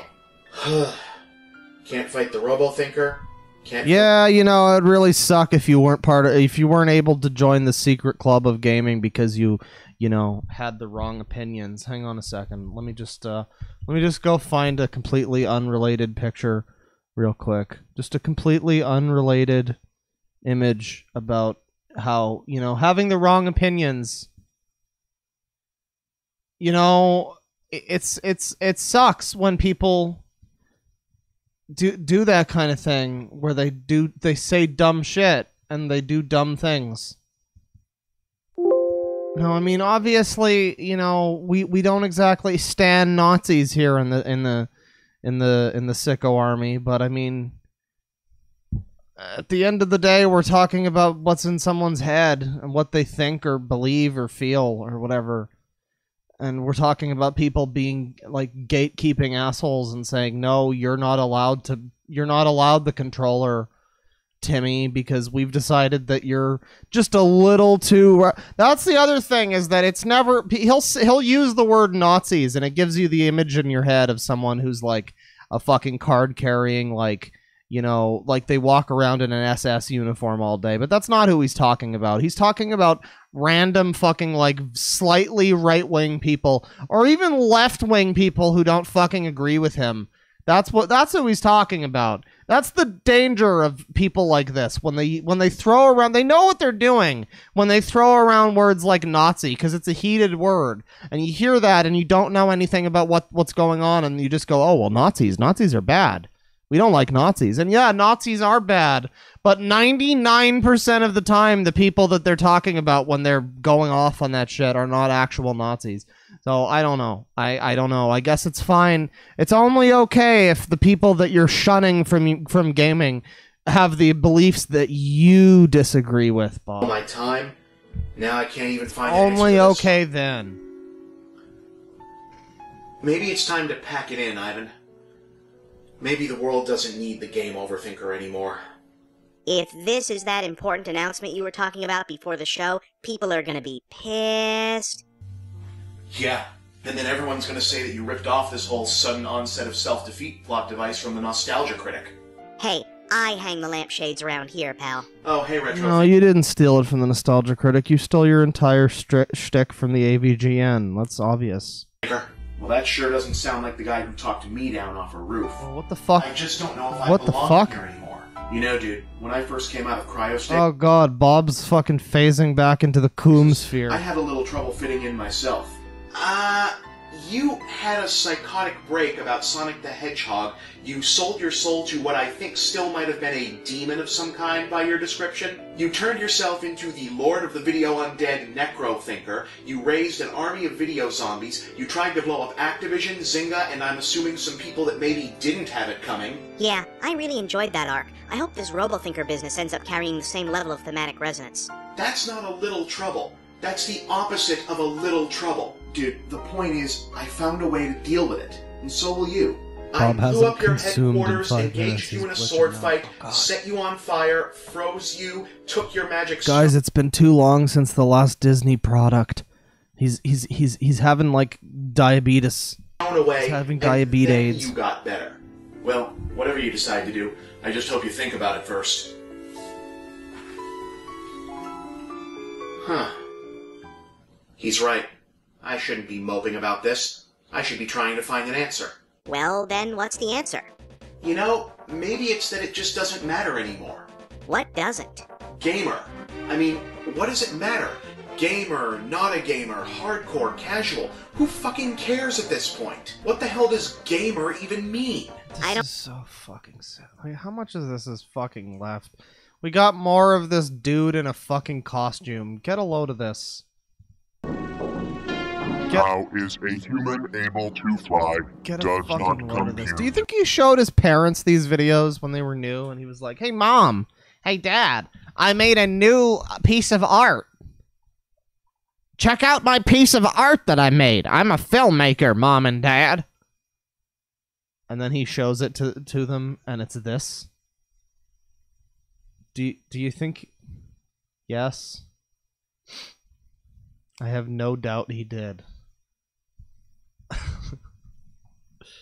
Alright, I think that's good for that video.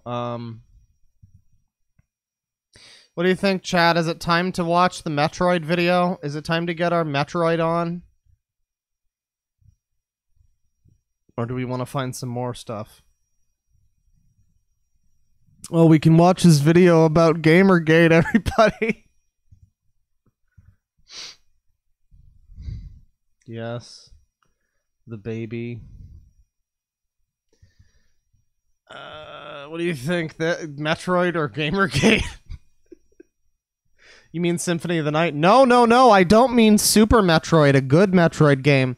I mean Metroid Other M, the game that Bob likes. while he apparently mistakes Super Metroid for Symphony of the Night, Castlevania Symphony of the Night. That's the Metroid game that I'm talking about. People seem to be down for it. Let's do the Metroid. Heavens. There's 2 videos. Apparently he got so much fucking flack for his first fucking video about Other M that he made a second one. So here's the first one. And this has got to be like, what, 10 years ago at this point? December 23rd, 2011. This game came out in 2010. So this is an old video. Not a great dislike ratio. Not good. Not the best. Oh, we got some titty booby ladies. We got some Godzilla. This is super fucking triggering and offensive.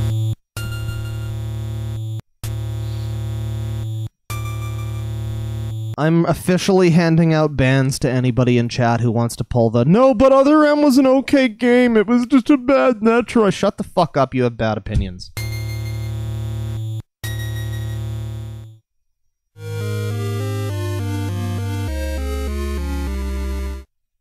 Here's a word a lot of people throw around without really understanding it. Stoic. In current parlance, it's used to describe a state of pure, unflappable badassery in fictional characters. In other words, it means, this character reminds me of Batman.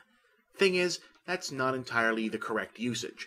Stoic comes from Stoicism, a philosophy originating in 3rd century Athens and attributed to the Greek philosopher Zeno of Citium. Stoicism held that an excess negative emotions like anger, fear, sadness, etc. were the cause of most human... Was there really no way that we could make a video about Metroid without starting with a fucking minute talking about, like, Greek history and the Romans and shit? And that the path to... Is that entirely necessary to this video about Metroid, dude? To really? overcome said negative emotions in favor of clear, unbiased reason. Unfortunately, as previously mentioned, well, actually, emotional response. Thusly, we've come to refer to certain fictional characters as stoic when they're really just one-dimensional. Like, oh, I dunno. Yeah, let's talk about this. Okay, let's talk about this. We went from a character who was one-dimensionally stoic and, independent and didn't require help from people to Samus in Other M. Yeah, let's talk about this, Bob. You know, is that really worse? Is that really worse than what was in Other M? The most difficult thing you can ask of a game developer in the modern era is to take a risk. Back when games were made by a handful of guys with almost no real-time audience feedback, changing up genres or tossing in moments of total absurdity were expectedly pretty common. But now that it costs hundreds of millions of dollars to make even the shittiest big-ticket game, and design teams are massive and fans can start bitching about the game en masse the minute they've booted it up, not so much. Now, a lot of what does and does not constitute a risk is going to be subjective, so let me lay out my favorite recent example. Setting a shooter in the remains of an underwater Art Deco objectivist paradise instead of a monotone Space Marine fun park, that was a risk.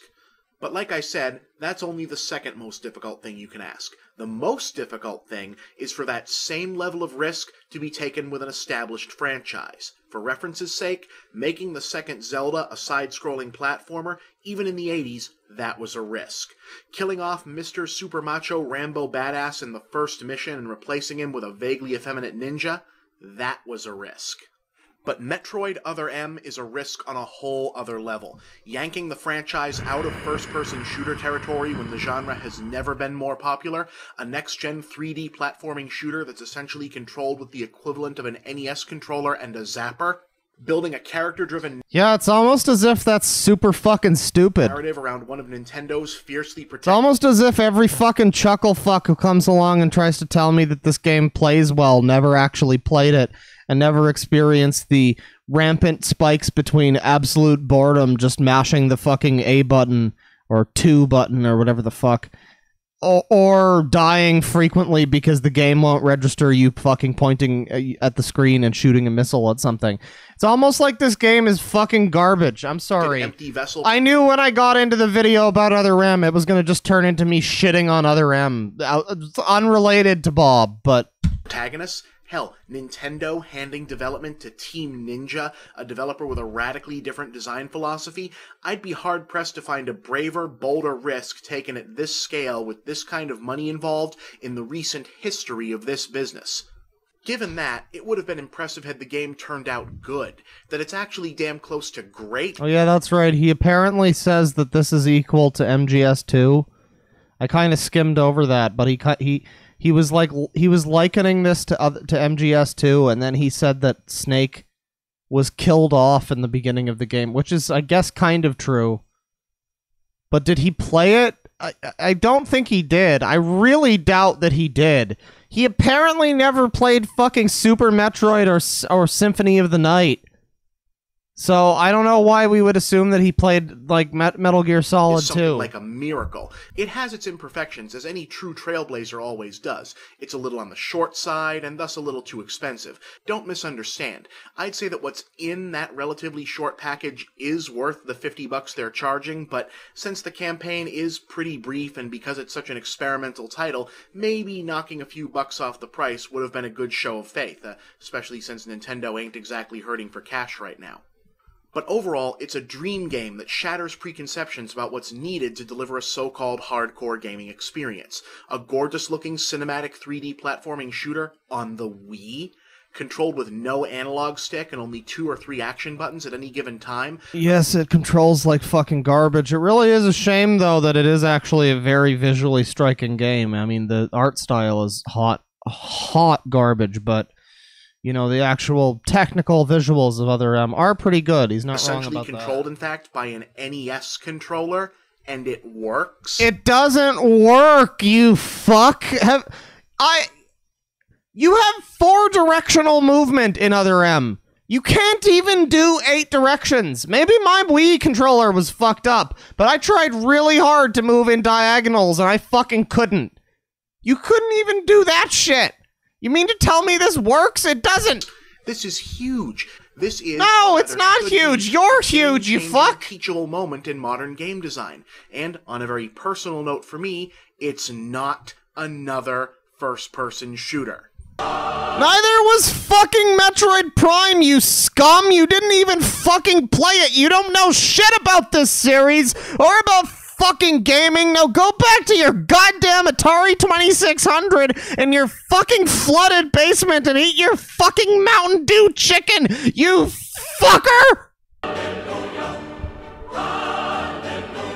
Not a bully stream!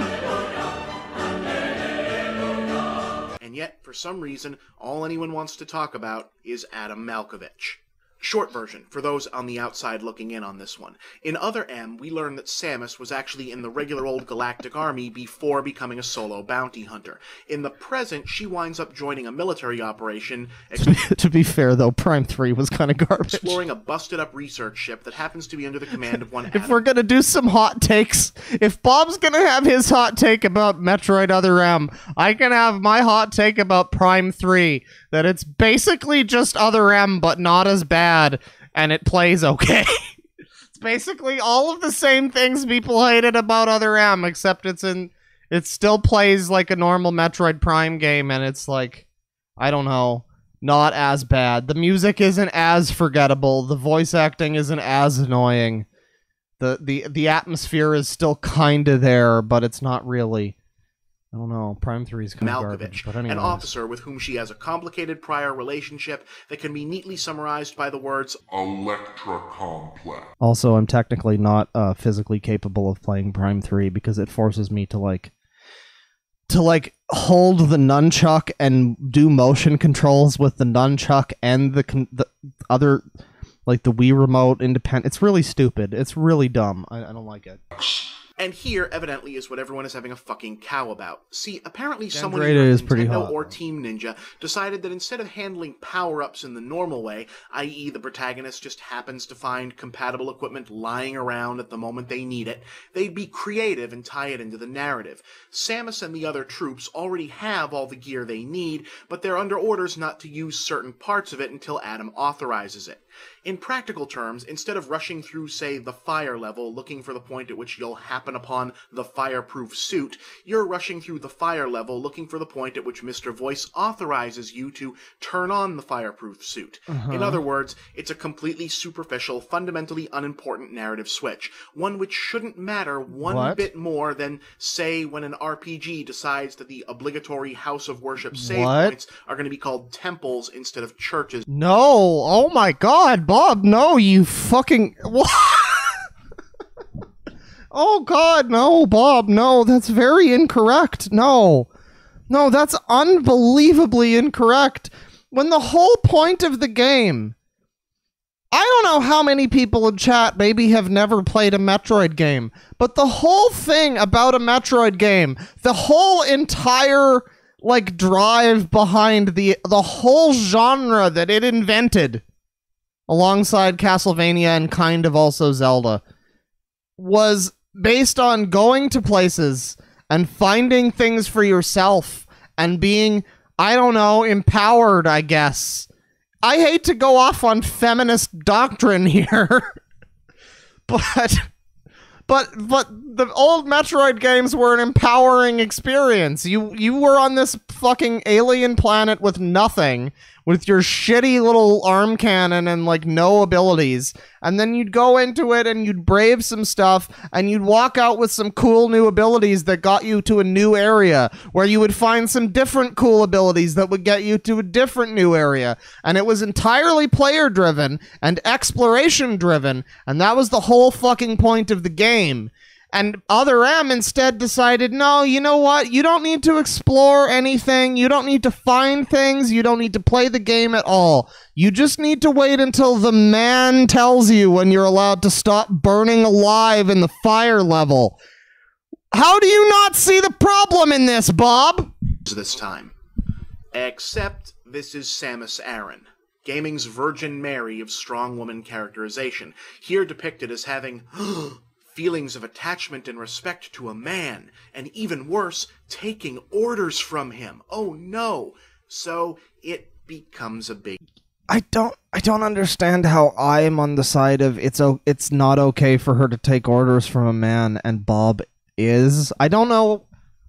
Did we go through like a vortex in the last 10 minutes and now all our roles are shifted? Is that what happened? I think the argument here can be best summarized by my good buddy Strawman. Strawman, take it away. Samus Aran is the go-to example of strong, non-sexualized, non-submissive women in video games. Her suit negates almost all traces of femininity, she does her job without assistance, she's the badass among the Nintendo menagerie, and so on. Therefore, having her act in any way submissive or even... It is literally a completely secondary thing that Samus happens to be a woman. It is absolutely secondary to the character that she's female. The mission at hand is the important thing to the character. Doing the job is the important thing to the character.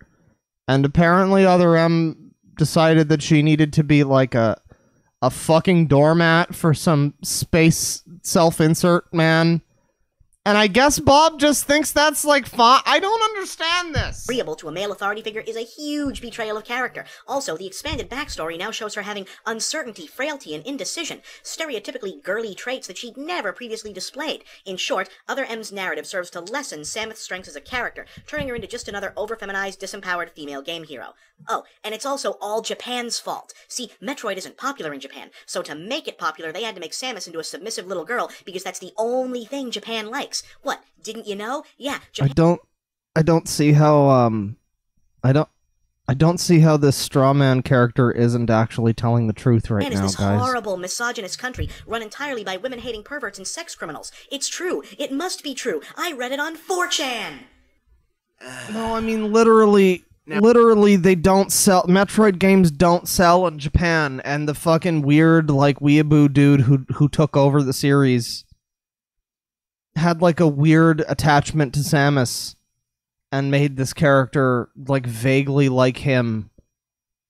I don't know, man. Let me just say, it is kind of Japan's fault a little bit. Like Strawman are coming from. Well, turn her into an anime waifu. The people who think the game is some anti-feminist conspiracy hatched by the evil stereotype of what they imagine Japan is like are just, well, Japanophobes. I'm sorry, guys, but really, it's getting a little bit racist. You gotta cut It's not racist to say that they have problems with, like, what? Oh, shut up, Bob! Shit out. But in the broad strokes, yeah, someone at Team Ninja or Nintendo should have realized how the situation might read out of context and in regard to the way people tend to view this character, and maybe come up with a different angle for unlocking the power-ups, like, say, a HAL 9000 type AI or the ship's defenses. You mean like in Fusion, that other game that did stupid shit with power-ups that people didn't like? Maybe you could just go to a planet and land on the planet and find stuff of your own accord. Maybe it doesn't need to be a character giving you these things and patting you on the head and going, "It's okay, baby, now you can go to the big scary level now.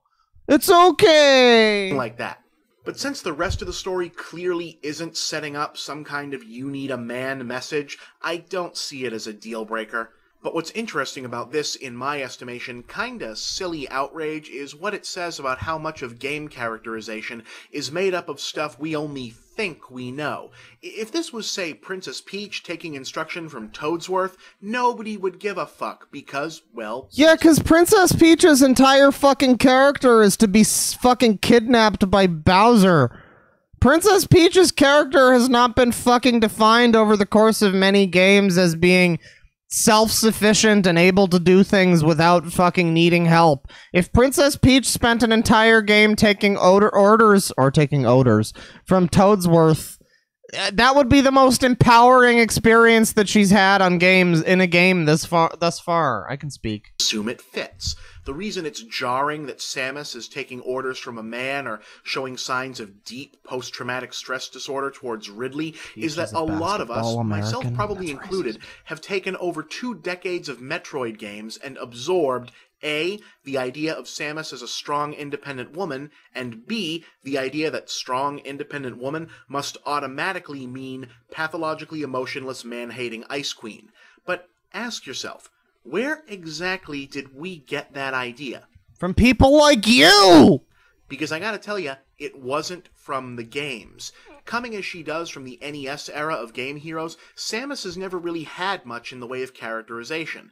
We know she's a woman largely because it was the big surprise at the end of the first game, and we get the sense that she's a loner because the Metroids are all about solitary exploration and we seldom see her with any friends. Yeah, that's why we get the sense of these things, because the character is conveyed through gameplay, almost like it's utilizing the mechanics of the genre, of the medium that it's a part of to do a thing. It's almost like it's art or something, Bob. Yeah, I don't know. Maybe we got the idea that she doesn't need help from fucking men or whatever through... Can you believe that we are this far into the Movie Bob stream and I'm currently lecturing Bob on feminism? Can you fucking believe this shit? Maybe we learned that through the first Metroid game where she didn't need help from anybody.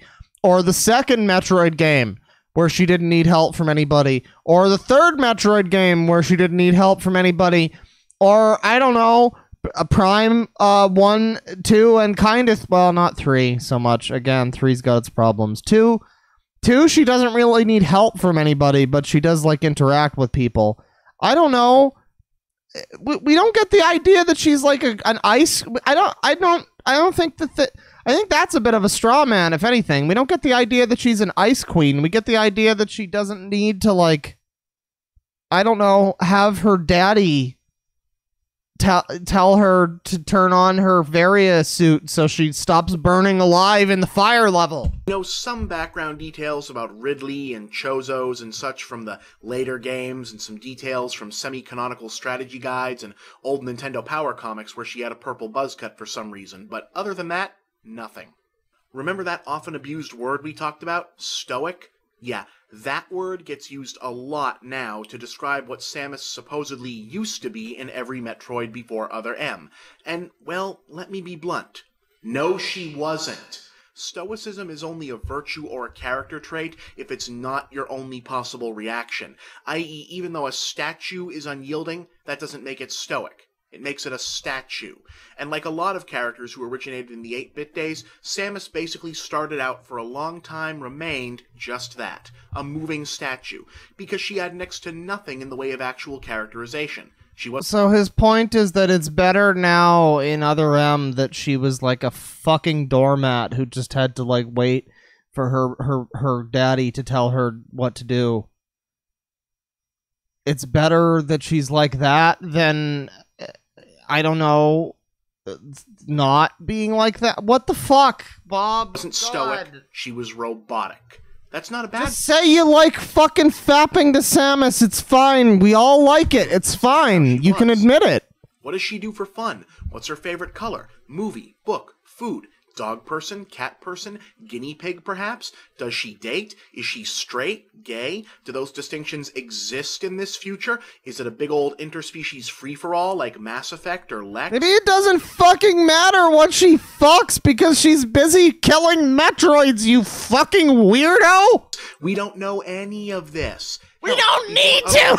We probably knew actually more concrete details about the fucking Master Chief. Even Wario has a more readily identifiable personality. Yet somehow gaming culture managed to collectively form a consensus characterization that seemed so strong that when Other M even slightly contradicted it, we threw a conniption, even though it was only contradicting what we thought we knew. This is called projection. In the absence of characterization, we filled in our own. And because the sole unique feature we had to go on was that Samus was a woman starring in an action game, the filling was all about identity politics and gender something? assumptions. Somebody in chat I think it was a joke probably, but somebody in chat makes the joke that it matters to Bob, you insensitive fuck. And you know something? That's a good point. Why does it matter so much to Bob? Bob doesn't seem to care that much about Mario's character or anything like that. He doesn't seem to give that much of a shit about anybody as long as they're not Samus and female. Maybe I'm reading too much into it, but it kind of seems like he cares a lot about how she's just an emotion like a moving statue meant to convey gameplay or whatever, like he said before. Only insofar as it's a woman this time. Most video game women wear revealing gender-specific uniforms. Samus doesn't. Therefore, she must reject her own femininity. Sure, makes sense, I guess. These are single-player games, so she must be an antisocial loner. Sure, why not? She's she's a bounty hunter busy with a fucking mission on an isolated alien planet killing things. That's why she's, like, alone. And also, she's not rejecting her femininity by wearing a fucking power suit that kills things. Good God, Bob. Oh my God. I don't know how we got to the point where I'm going fucking SJW on Bob right now, but check your fucking privilege, you male scum. Therefore, she must be cold and emotionally distant. You get the idea. You know, come to think of it, it's almost as though she kind of reminded us of a heroine from some other similar story, and we assumed they were exactly the same. I wonder... It's almost like the series is literally based on Alien, and that makes a perfect fucking sense. Where we got that from. So, yeah, basically this supposed betrayal of character in Other M, this selling out of Samus Aran, it's all in your head. For the most part, and it's all in your head, Louis. Look, okay, I kind of get the point that he's making to the effect where people attribute a lot more to Samus than there really is to Samus. I mean, there's like a manga, I guess, that gives her some character. There's some other stuff, but she doesn't have the most character. And I guess what he's saying is this game gave her something to speak of in terms of like an identity or feelings or whatever. But the problem is that it was a major step back. Like, it's saying, if anything, it's saying a lot more that it would literally have been better for them to... It would literally have been better and, like, more, I don't know, representative and some... I don't know. It would have been a better idea all around if they would have just... like, kept her a blank slate in some ways. Like, if anything, it says more about... The whole point that he's basically making is it's good that they changed... They gave her a character, and that's fine, because now she's expressing her femininity, and it's like... I think it probably would have been better and less demeaning to her as a character, And I mean, probably to women or something, too. I'm not gonna get into some fucking, like, you know, social repercussions of your transgressions or some fucking, you know, Tumblr shit like that. I'm not gonna do that, but I'm just saying, it was like, it would have been a lot fucking better for everybody involved if they had just kept her a silent blank slate. It would have been more respectful to women, to the character, to the series itself. And okay, well, we're not even done the video Frankly, yet, though. I think it reveals some troubling things about the way some supposedly enlightened gamers and game commentators really think about gender. Oh, Bob's about to tell us off, everybody. Bob is about to put you in your fucking place for all of your hatred and mean words about women. I know you all hate women. In Other M, we find out that Samus has doubts. You too, women in chat. Standing issues, and even though she's a total badass who fights aliens for a living, she's still full of insecurities and even weaknesses, especially about personal relationships and past tragedy. In other words, we find out that she's a three-dimensional character. Or in other words, she suddenly got PTSD fighting Ridley for like the 7th time canonically. Keep in mind, Other M is like, where in the canon? It's like after Super Metroid, right? It is, because it starts with the stuff with the baby. So it's after Super Metroid. It's before Fusion. Super Metroid being one of the last games in the canon, Fusion being the last. So this is the second to last game, canonically, in the timeline. And for some reason, she has this, like, weird PTSD breakdown fighting Ridley for, like, the 7th time. For some reason, she kicked his ass twice in Super Metroid, and it was nothing. And in Metroid 1, and fucking Meta Ridley in Prime. And then the weird, fucked up Phazon version of Meta Ridley in Prime 3. And I guess it was, it was just all the stress of Adam being there, I guess, that really sent her into PTSD overdrive, fighting the same thing that she's, not even the same thing, a fucking clone of the thing she already killed. This is a character at this point in this story who has already overcome her demons that this game is trying to imply that she's, like, overcoming now. It's really bad. Holy shit, Bob. And this is a bad thing? This makes her less worthy, both as a character and a feminist icon? Really? So, there's only 2 choices for women characters? Huh? Barefoot in the Kitchen or the Terminatrix? That ain't what progress was supposed to look like, fellas. I also wonder if there's a sort of bizarre jealousy thing going on here, as though gamers are going, "Hey Malkovich, stop ordering the lady around and telling her where to go and when to shoot. That's my job. Hands off." But you know what you fucking really kidding me? Prior to Other M, the closest thing we got to character definition for this woman was the end of... It's like he's finding every possible argument that he can find that isn't just, hey, maybe this is a little shitty for this character who before didn't need to be a doormat. Metroid 2, when she couldn't bring herself to kill the last even Metroid if it's because outlandish of a and newborn ridiculous, who thought she was its mother, and the beginning of Super Metroid, when the existence of this last Metroid baby brought Ridley, Mother Brain, etc. back into the fray, kicked off the events of the game, endangered the whole universe, and presumably got a shitload of people hurt or killed. Okay, so if you extrapolate out from that in the same way people are doing with Other M and the authorization controversy, according to the second and third Metroid games... Someone in chat says, let me single this person out. He'd have a fit that I like OG Lara Croft better than the new wimpy one. Oh, you mean the old Lara Croft who, did things? As opposed to the new Lara Croft who... Okay, I can do this. I can do this. I believe in myself. Oh my god, guys, it's a 3D spinner. And then she gets impaled on a rock or something in one of the game's 7,000 weird fucking, death scenes. Women, even new Lara Croft is weird. Are total slaves to their biological clock and will lose all sense of duty, objectivity, and reason when the chance comes. I hate Toons! Yes? Makes as much sense as the authorization thing, right?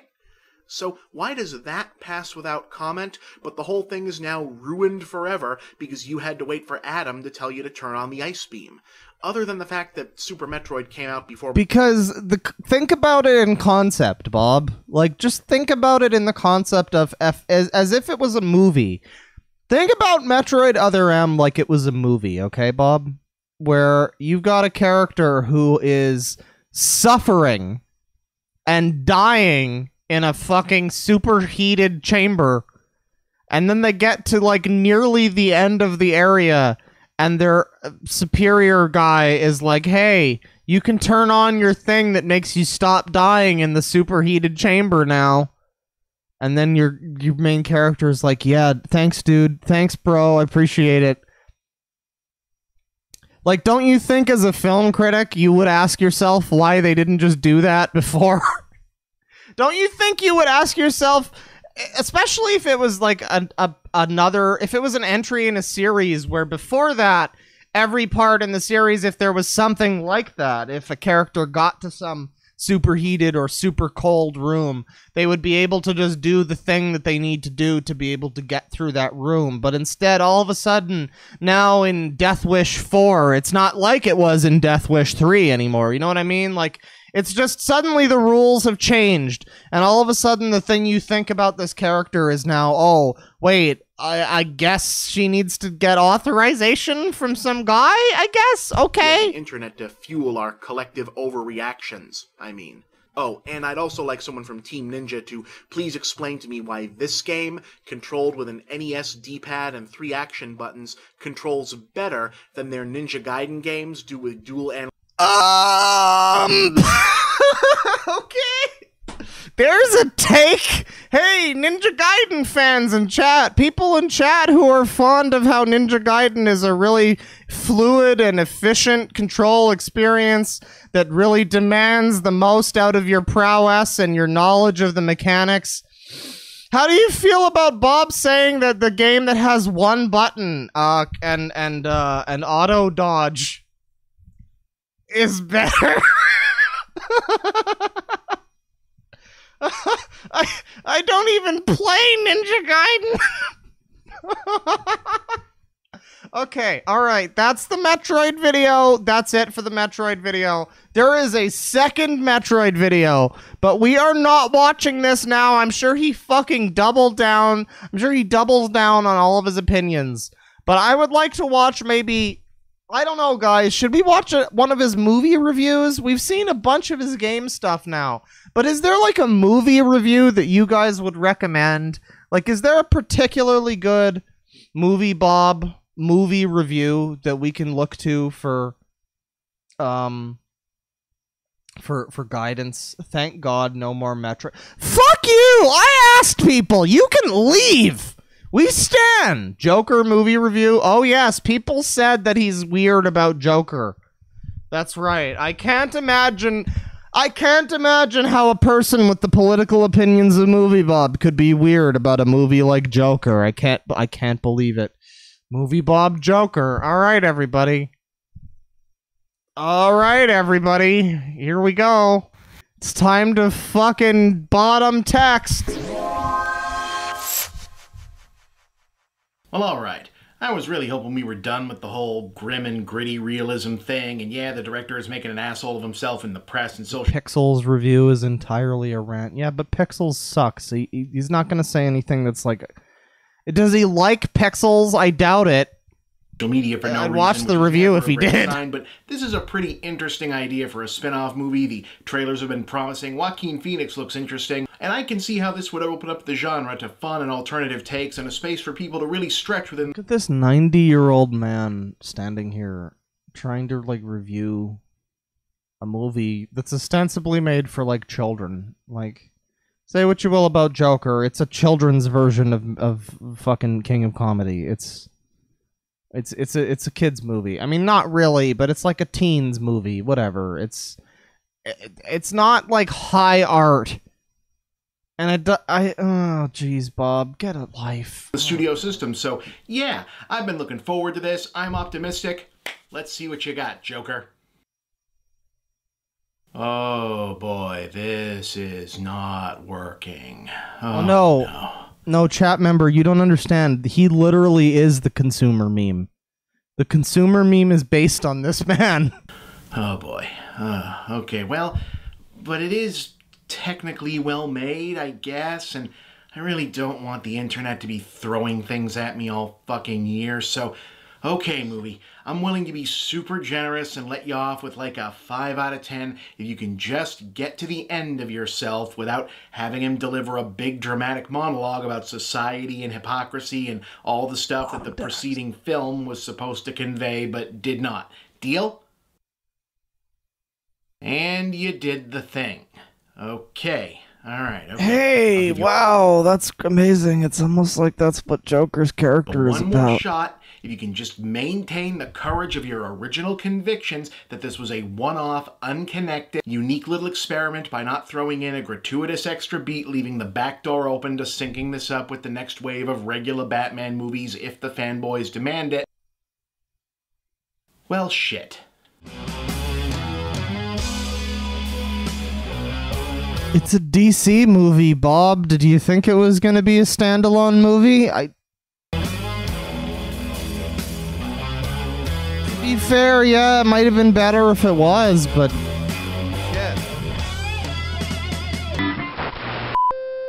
So Joker isn't good. I'm sorry. I mean, I really am sorry. I wanted this to be good, both because I sincerely want everything to be good, since the world is kind of miserable and worthless enough on its own the last few years, and it doesn't also need the entertainment to suck, but also I'm just already... Yeah, people like you that make everything in entertainment like a fucking political firestorm really have made the world a miserable and disgustingly fucking political fucked up place, haven't they? Hired here on day one. Sure, it would be nice if we could just watch a movie or play a video game without having some fat fuck on Twitter go off about how we're fucking prejudiced. Of the inevitable. Well, you weren't 100% sold on the idea ahead of time, and you said so, which means you were biased and paid off by Disney or whoever and just want every movie to be one of the Marvel things, framing being applied to myself and every other critic that doesn't fall into line behind what I sincerely accept was a well-intentioned but admirably ambitious misfire already. Now, partly because, you know, the sheer volume of irony involved in being lectured on deciding ahead of time to dislike something by people who already knew they were going to like it is frankly... Oh yeah, why is he talking like a 1920s gangster? Every now and then that happens and it's weird. Exhausting to cope with, but also because for a change, and rather surprisingly,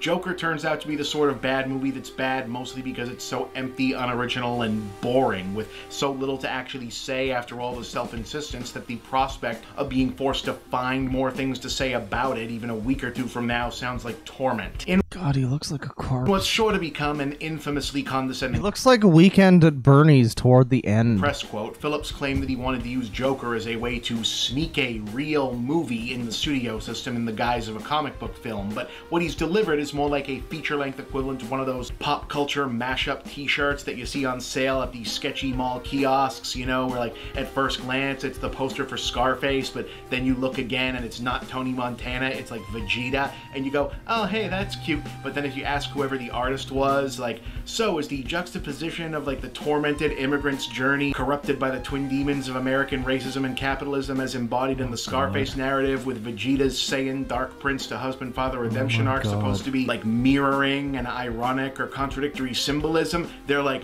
juxtapahoo? So it is with Phillips and Joker, or seemingly.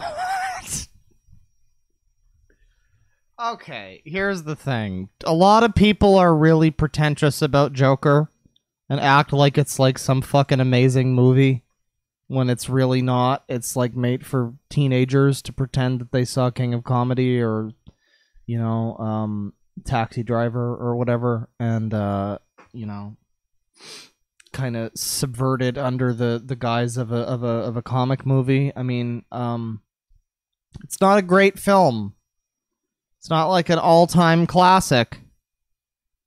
But the way he's talking about it right now, was he expecting an all-time classic? Like, it's a fucking Joker movie, dude. I don't know. It's... The way I have not seen Joker. Like, I guess cards on the table, I've not seen it. But the takeaway that I come from with it is that it's just a perfectly fine, like... maybe above average comic book movie that's a little bit better than the average comic book movie for what it is, but as an actual movie, it's not really anything too special, and it's very derivative. And it's like, I expected that going in, if not, like, worse. I think the movie did better than I was expecting. I think people set themselves up for, like, some kind of fucking... What were they... were people really expecting this movie to be, like, the Parasite of the year, but it's gonna be fucking Joker? Because that wasn't gonna happen. But for, I guess, like, a DC comic book movie, it's pretty good. I don't know. This guy's just putting so much fucking film... like, critique. He's going off about the fucking immigrant crisis. Let's listen to this shit again. Of like the tormented immigrant's journey, corrupted by the twin demons of American racism and capitalism as embodied in the Scarface narrative, with Vegeta's Saiyan Dark Prince to husband father redemption arc supposed to be like mirroring an ironic or contradictory symbolism. They're like juxtapahoo. So it is with Phillips and Joker. Oh, everybody's mad at me about their comic book clown movie because apparently I didn't see it. Did you guys see King of Comedy? Seemingly, wherein he smashes together Yeah, the rough fuck plot up. outlines of the most famous visual beats of Martin Scorsese's Taxi Driver, and also Martin Scorsese's The King of Comedy, complete with Robert De Niro cameo. I mean, he's basically right about that. Like, it's not a groundbreaking movie. I don't know what you people think. It's not like some fucking masterpiece of cinema. It's basically a comic book version of a movie that we've seen before. Is what I'm getting from it. You know? And plugs a revisionist origin story for an iconic comic book bad guy into the villain protagonist spot for the ultimate purpose of saying, hey, if Scorsese or somebody had done a Joker movie in 1982, that would have been pretty hardcore, right? And not much else. The saving grace, yes, is that Joaquin Phoenix is very, very good here. I'm not necessarily sure that it rates as one of his all-time great performances, especially recently, but he clearly came to play, and it's all the more impressive when you realize that they're actually... Oh god, guys, I think chat got me to watch this video because they think that Joker is like a classic. Oh no. Isn't that much on I think chat's mad at this movie review because he's actually right. Oh no. Oh god. Oh no. Came for him to work with. Joker is a series of scenes and ideas and mood moments borrowed from other movies, comic panels, and bits of media that are meant to remind us of what those... I'm sorry to tell you this, chat, but Movie Bob's kind of right now.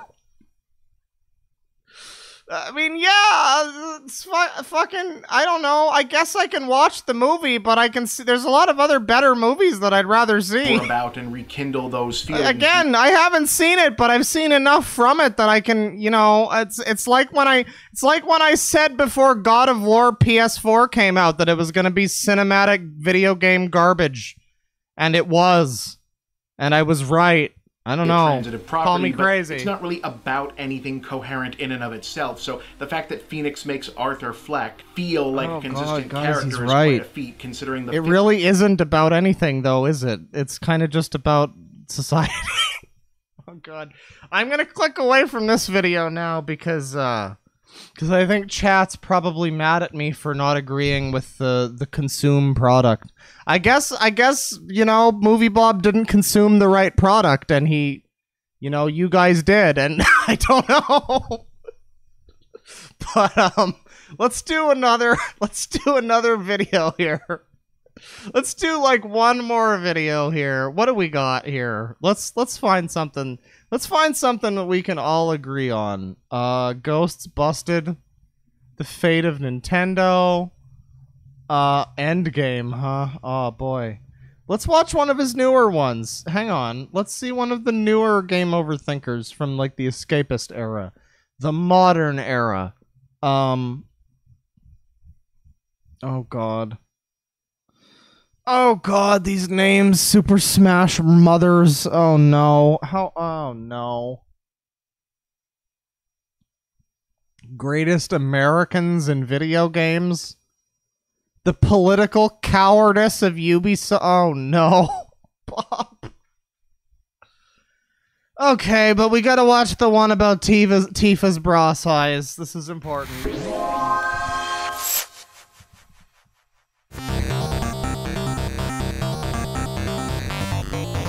guys think I can report the search predictions? I don't know if you can see that the search, like, auto-complete thing is still open, but do you guys think I can report the search predictions because I searched for Game Overthinker and it brought me Game Overthinker? It's a pretty reportable offense.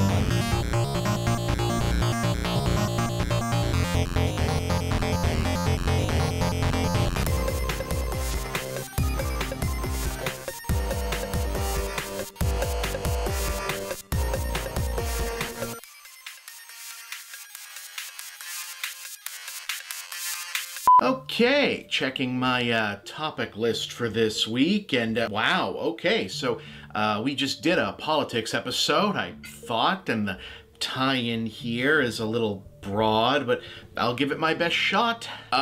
So yeah, Antifa. Chad, I can watch Joker if you want, but I'm pretty sure my answer is going to be the same. Though popularly known in the 21st century. Hey guys, the video about Tifa, he started with Antifa. Isn't that funny? So yeah, Antifa, though popularly known in the 21st century as the general self-adopted name. God damn it, Bob! Connected groups emerging in response to the rise of nationalist and/or nativist movements throughout the United States and Western Europe, whose social media. You had one job! And DIY guerrilla aesthetic has been extremely influential on character, weapon, and gear design in modern gaming franchises as diverse as Call of Duty, Fortnite, Watch Dogs, and a slew of independent titles. The name and concept of organized militant anti. As diverse as FPS game, FPS game, and a slew of other independent FPS games.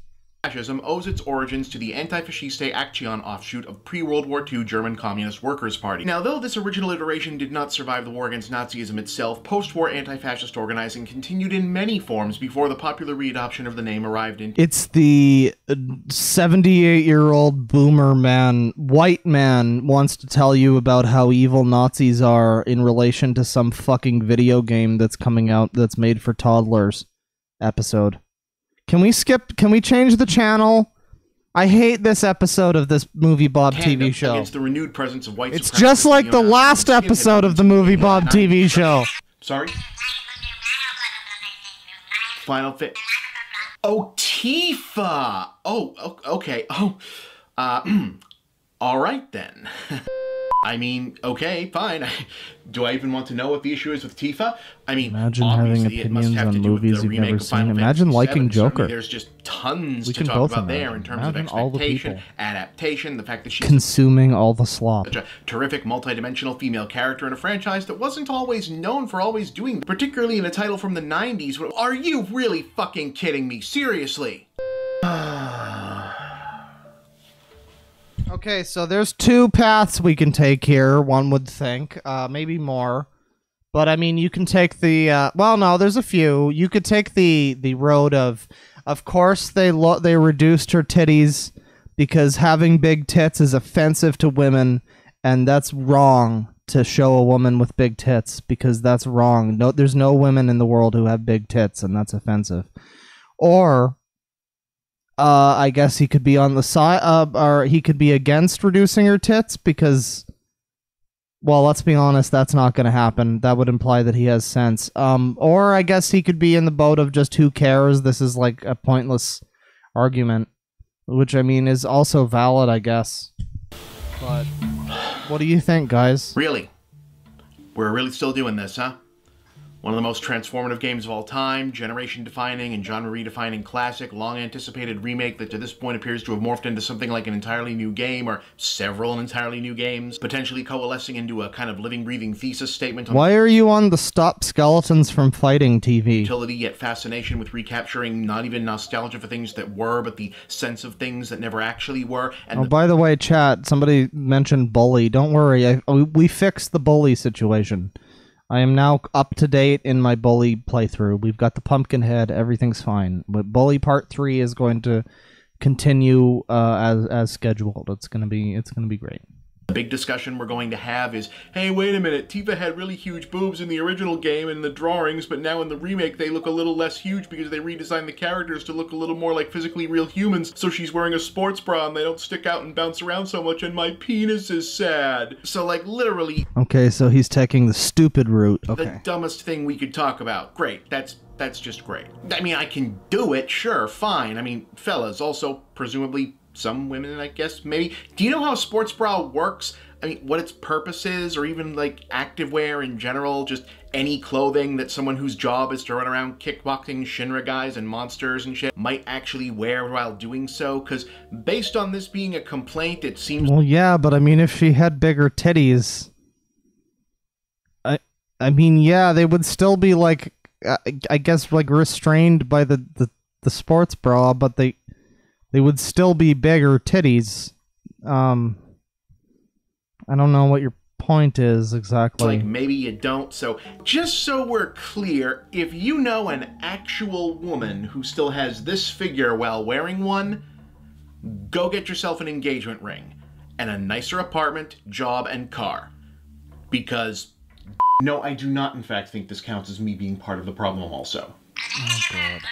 Well, it's a ridiculous discussion to begin with, so I don't... Okay, yeah, so I'm a little frustrated also. Sure, I should clarify this isn't like an anti-sexy character thing or a kink-shaming thing or whatever, but aren't you frustrated also? I mean, does it not bother you that not only is it 22 years since Final Fantasy VII, and not only are we still talking about Tifa's breasts, but no one is actually surprised that we're still talking about Tifa's breasts? Like, even forget the actual merits of the discussion for a moment. Is it not just a little bit sad that we're still here? Look, despite, you know, the title of this show, Well, yeah, I mean, okay, so this is actually one of the kind of fascinating things about Bob, and I think I've mentioned this before, is that sometimes Bob accidentally finds himself on like, not the most, I don't want to say an agreeable perspective, but not the most incorrect, where he'll call out other, like, leftist Twitter checkmark people who go off about, like, you know, your various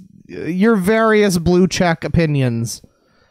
And he'll call them out for, like, this or that.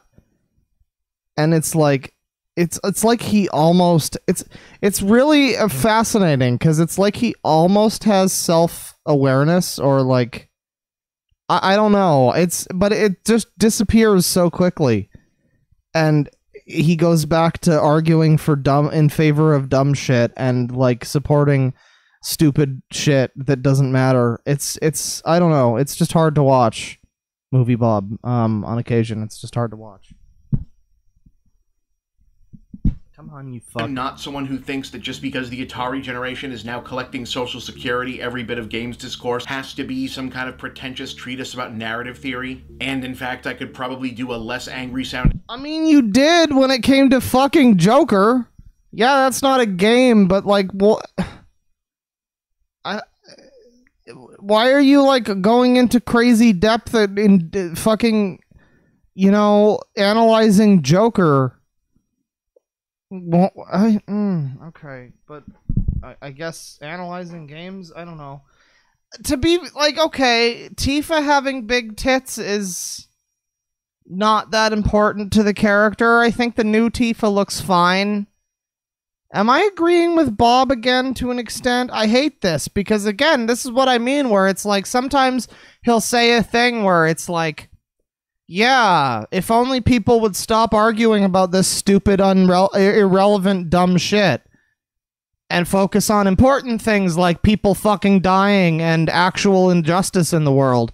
If only people would stop arguing about, you know, gamers being sexist and focus on, like, women who can't drive in some countries.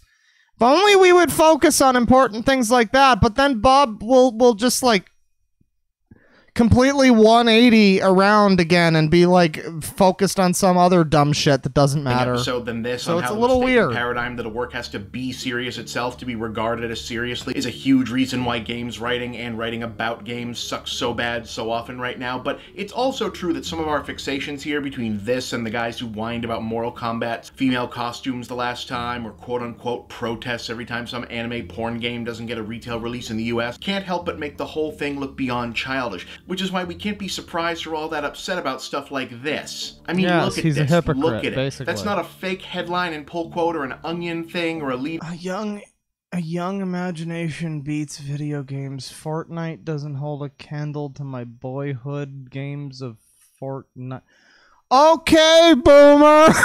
Into a joke. That's a real thing. From the Wall Street. You know, can I go off briefly on how sick I am of this narrative that games imply no creativity or whatever? Do you have any idea how many games out there require creativity? I don't even fucking like Minecraft. You can ask anybody who fucking knows me. I will shit on Minecraft till the fucking cows come home. Till Movie Bob's wife comes home. But you know, Minecraft requires some fucking creativity. So does Mario Maker. So does, like, Dreams. So do a lot of fucking games. So does SimCity and Age of Empires and fucking Warcraft. So do a lot of fucking games require a deal of creativity and, like, imagination. I don't know. So does, like, Sims. There's so many fucking games out there where there's, like, level editors and shit. And entire... That's just such a fucking old boomer and we take. bring it on I hate ourselves to a certain degree, and that's not even my full frustration. The full frustration is knowing that I can't, in fact, just ignore this, because true to form, gamer culture has come face to face with an actual compelling question of artistic and creative philosophy uniquely innate to the video that's right. games We medium, make and fun of proceeds to Joker not and notice because Minecraft it's in the literally stream. too busy staring at big old tits. Learn the correct opinions and you can watch the stream happily. Or whatever. It's fairly obvious that what's actually going on with this redesign cuts to the heart of what makes reimagining Final Fantasy VII such an unusual prospect, which is why I couldn't just ignore this particular dumb thing like I'd prefer to. The fact of it is, Tifa gets a realistically proportioned do-over for the same reason the... Here's the problem, Bob. Here's the big problem with a video like this, is that on some level I can agree that it's stupid to argue about Tifa's titties. I don't care. Maybe I'm wrong. I didn't grow up with FF7. I played it in 2016 for the first time all the way through, and I really fucking loved it, and it's one of my favorite games, but, you know, I didn't grow up with it. So maybe I'm off base. But yes, I can somewhat agree that complaining that she's like a realistic person now instead of triangle titties PSX model is a little bit of a dumb thing. The problem with all of this is that Bob surrounds himself with these same people who make these arguments. He surrounds himself with these people who believe this kind of dumb shit. Who the fuck? Well, this is fine. But he surrounds himself with the kinds of people who believe these things. He retweets these people. Maybe not these people necessarily, but he retweets people like them. I don't know. It's just this cognitive dissonance in a way where it's like he's aware that it's stupid to bitch about the size of Tifa's titties. And he's not just shitting on... It's easy to look at this and be like, well, he's just shitting on, you know, admittedly kind of dumb people who are upset that her tits are smaller. But he's also kind of making the I think, at least, maybe I'm reading too much into it, but I believe he's also kind of making the argument that it's stupid to argue about it at all, and people who are complaining about it on the other side are, you know, it's a pointless thing to... Maybe I'm reading too much into this now, actually, because the more I'm thinking about it, I'm like, wait a second. He's never really said anything about the people that think that this... He's really only just shitting on the people that think that this is dumb. He is really not actually saying anything at all about the fact that this is, on a meta level, a really fucking stupid conversation to have and still call yourself some kind of feminist or something. If the hill you're dying on is Tifa's tits are smaller in the remake, and, like, that's important to me, one way or the other, you're a bit of a fucking weirdo, and you might want to assess your politics. That's how I feel, at least. But I feel like I was giving Bob a bit of the benefit of the doubt, because I was like, maybe he agrees to an extent that it's like, okay, well, maybe everybody should just chill and we should focus on the things that matter. But the more that I'm thinking about it, he hasn't said anything like that. This whole fucking video is basically just, no, fuck you. We're on the right side of history. You need to be on the right side of history. I think I gave him the benefit of the doubt too much. I think that's what this video actually is. Because the whole time I was like, okay, I can kind of agree. Because I'm going into this and I'm like, all right, yeah, it's stupid to argue about this at all. From both sides, there's some weirdos who are like, oh, her tits are too small now. Oh, she's a 3D, she's bad. She's a bad 3D pigoo. But then you've also got these fucking, like, Twitter blue checkmark people who apparently are arguing in favor of it, and it's like, no, just don't argue about it at all. That's the only... I don't know, but yeah, I think I just gave Bob the benefit of the doubt too much, where I assumed that he was not talking about something. The other characters appear to have, because their models got rebuilt from the ground up with everything else. Sorry for the tangent, but I just man. But what's interesting about it is that the change largely removes most of the stylistic collage and the abstraction of cartoon polygon characters moving around semi-static backgrounds that paradoxically helped unify the aesthetic tone of the original game by making the transition from quasi-cyberpunk future dystopia of the Midgar segment to the broader, more traditional Final Fantasy-esque world just outside a little bit less jarring. And so far, we haven't really seen what the Beyond Midgar part of the remake is going to look like, or how the most extreme high fantasy visuals, creatures, and characters will be reworked to go along with this new, more realistic approach. And I'd be willing to venture a guess that Square hasn't really nailed it down either, and that's why we're getting a whole game that's mostly only Midgar first, and the second part later on, working out how far to push the connective tissue. And what does this have to do with the size of Tifa's tits? Between the futuristic Blade Runner meets Brazil meets City of Lost Children urban warfare, and the new agey high fantasy stuff where the reimagined style seems so heavily favor of the first but not so much the second. That's an interesting concept to wrestle with. I mean, just figuring out how they're going to handle Red 13 alone is going to present some challenge in this contest, and it makes you wonder how much substance and style is going to have to change before it's not really, it's going to be a dog who talks. An entirely different thing, at which point one have to ask if that's really what people wanted all along. What are you talking about? It's not like it's fucking translating Super Mario Brothers 1 to, like, Unreal Engine 3D VR. It's like, it's a pretty realized game. I don't know what he's going off about.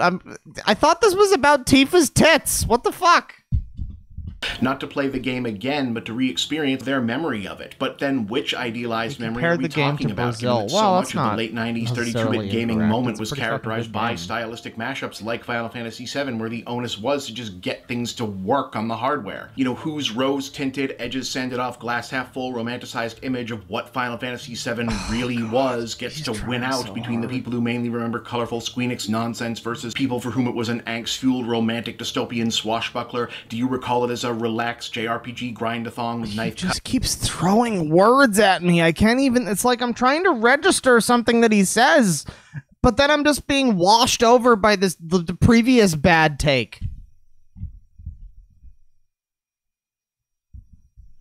Play the video. Or does your memory distill the whole thing down to one big One-Winged Angel music video? You know, does the audience that wanted a better render of Tifa because she only really had the suggestion of displaying well-rounded, fully developed emotional complexity before really have the absolute moral and intellectual high ground above the audience that wanted that same better render of Tifa? Just think about this for a second, chat. Like, we are currently 7 minutes and 40 seconds into this video about this guy talking about Tifa's tits. And listen to the language that is being used. We have the absolute moral and intellectual high ground above the audience that wanted that same better render of Tifa before because she... Like, shut the fuck up! You don't... We get it, Bob! You're smart! We get it! Your years of playing video games were totally not a mistake and a waste. We believe you, Bob. It's okay. We pat you on the back. Your years of sitting in your fucking basement playing, fondling Tifa's titties and fucking Honey Select have been so worth it, Bob. You can use all those big words and you can prove how worth it all those years were, Bob. You're totally not a failure, Bob. It's like, there is nothing to be ashamed of for sitting in your fucking room playing video games. and critiquing those games. There's nothing to be ashamed of for watching comic book movies and critiquing those movies. There is nothing to be ashamed of for whatever thing you like that you choose to devote your passion to. There is no reason to be ashamed of it. And that's why Movie Bob annoys me, because this man is so clearly ashamed of like all of the time that he has dedicated to this shit. And as time goes on, it just gets worse and worse. And his language gets more and more fucking flowery. His prose gets more purple as we go. Where he fills his fucking scripts with all of these words. This fucking word salad of like the intellectual moral high ground and the superiority and the... You're talking about Tifa's tits, dude. You don't need to compare your fucking webcomic to King Arthur's court like Linkara. It's fine. You can just talk about Tifa's tits. You can just talk about Joker. You don't need to make everything into like a fucking... You don't need to prove that you're a fucking intellectual, Bob. God. Suggestion of displaying well-rounded, fully developed, big juice... Well, okay, yes. In that case, they absolutely do have the higher, just all of the higher grounds. But the rest of it, yeah, there's a lot of nuance there. Actually, a very interesting and important discussion for the medium to have that we don't have nearly enough. Wouldn't it be great if, once in a while, we could get here without having to start over there? Just a thought. Yeah, you take credit for that, Bob. Written and fucking edited by Bob Chapman. This fucking 10-minute video of me going off about a fictional character's tits was written and edited by Bob Chapman. Alright. I don't know if we want to do another one. Is there another one? Is there one I'm not thinking of that we want to do real quick? Like, I don't know. Maybe a short one? I'm ready to round this off and go make my curry. Honestly. The Movie Bob hole. That was about 5 minutes too long. What the fuck? It's been 2 hours. No more, please. Watch something else. Oh, we might have a stream in the morning. I don't know about something else right now. Metroid response. I said something short, you fucks. That's longer than the first Metroid video. It took me like an hour to get all the way through the first Metroid video. You can't fucking get... I'm not doing that one right now. Smash Mothers. Why are we still here? Curry stream. Curry Bob. Only 20 minutes. Ah, jeez. Watch the whole playlist real quick. Oh, sure, bro. Let me just do that for you. Combat fucking Evolved. Okay, people keep suggesting Combat Evolved. Is this... I think some of these videos have been deleted because people suggested the Halo video before. But apparently it's like gone. I can't find it. I would like to find it. If anybody knows a link to this video, that would be great. There's this one from a few months ago about how Halo is fascist, apparently. But this is like a response. I don't see the actual... Did he delete the video? Can I find it on his website or something like that?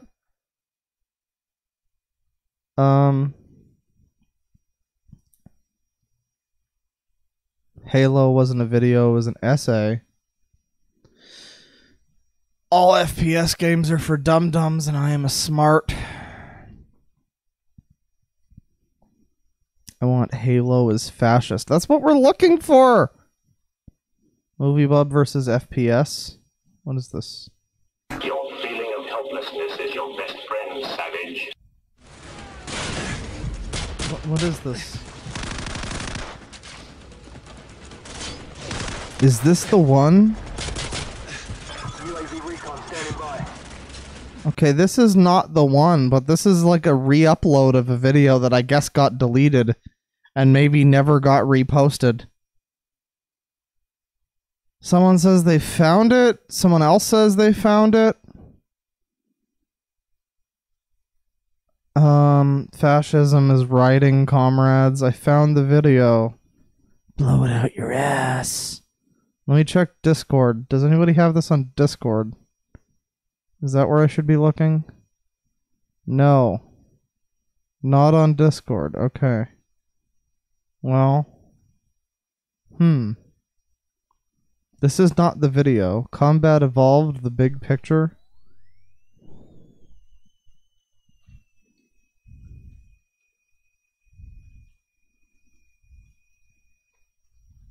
I can type, I promise. Alright, this one was posted 6 days ago, apparently, and this is from 2010, so hey, I guess this is the video, everybody. Also, there's this one from 8 years ago. This is the same one. I don't know why they're... Okay, well, that's fine. Let's click on this one. Here's the final video of the evening, everybody. The Halo, the long-awaited Halo is fascist video. Apparently. Apparently, this is where he calls Halo fascist. So, this is pretty exciting. Let's get into it.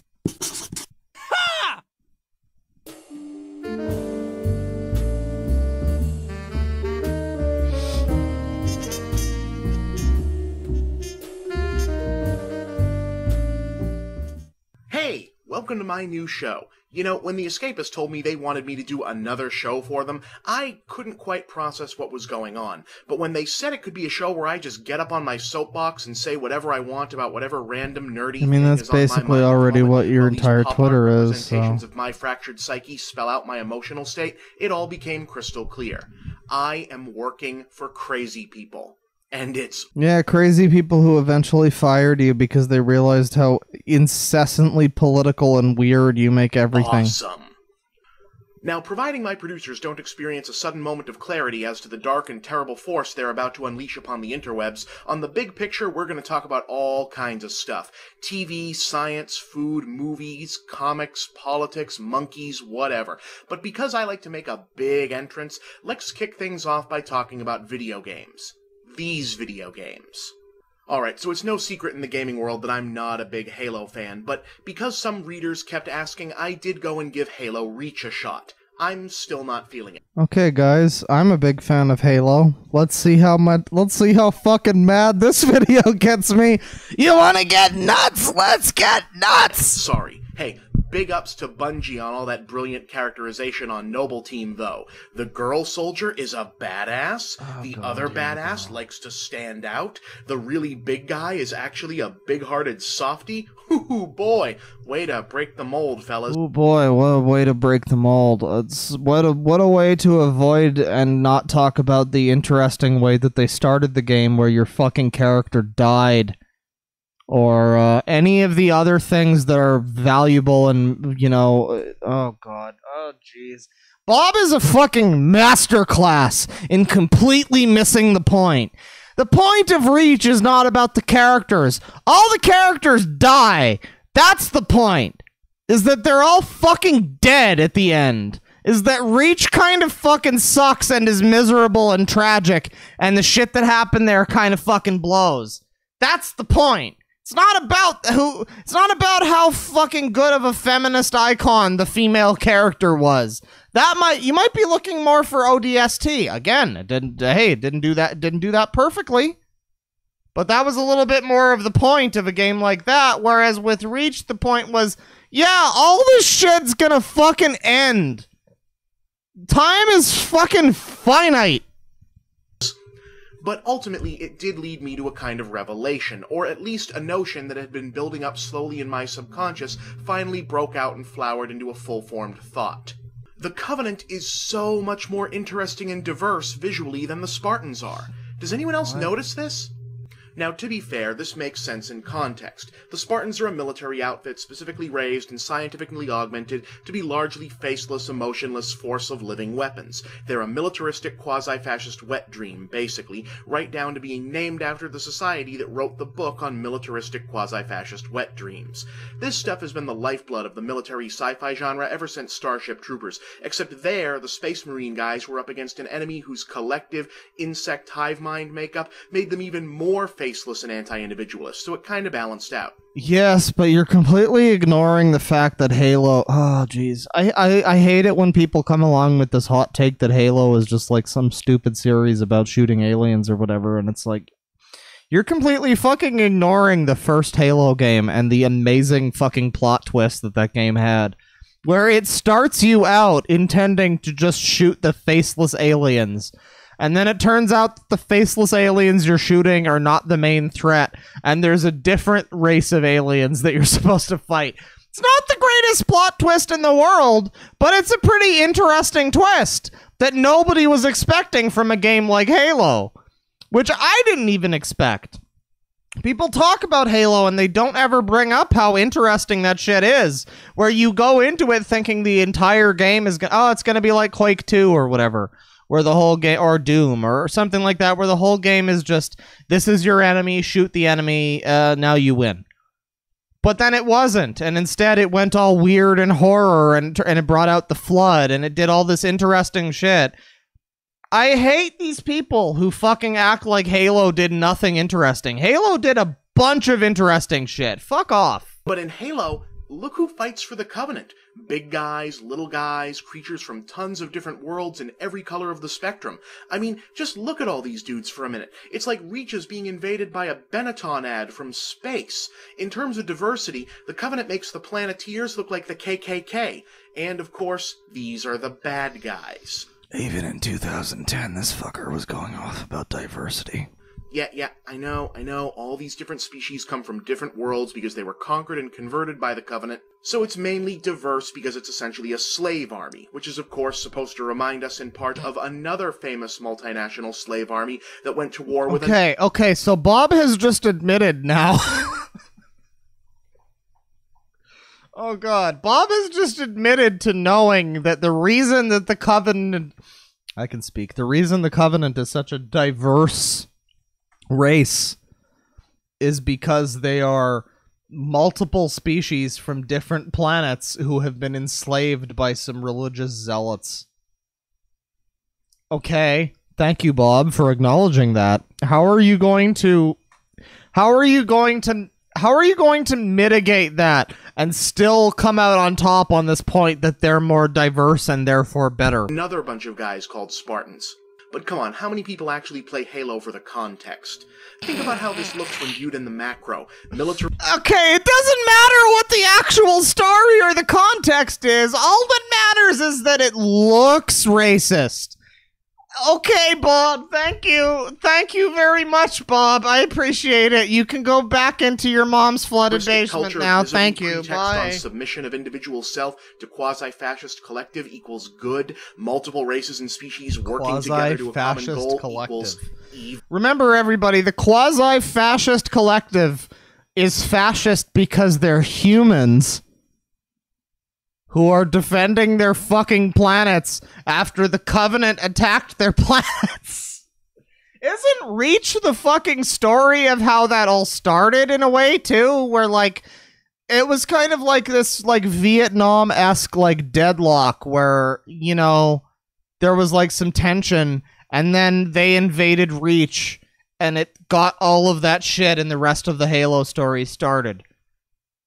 Isn't that basically what happened? So basically what happened is this super diverse group of aliens that you're talking about whom, by the way, context doesn't matter. It's not important that they're all slaves, and the diversity is completely secondary to their, like, existence as a race.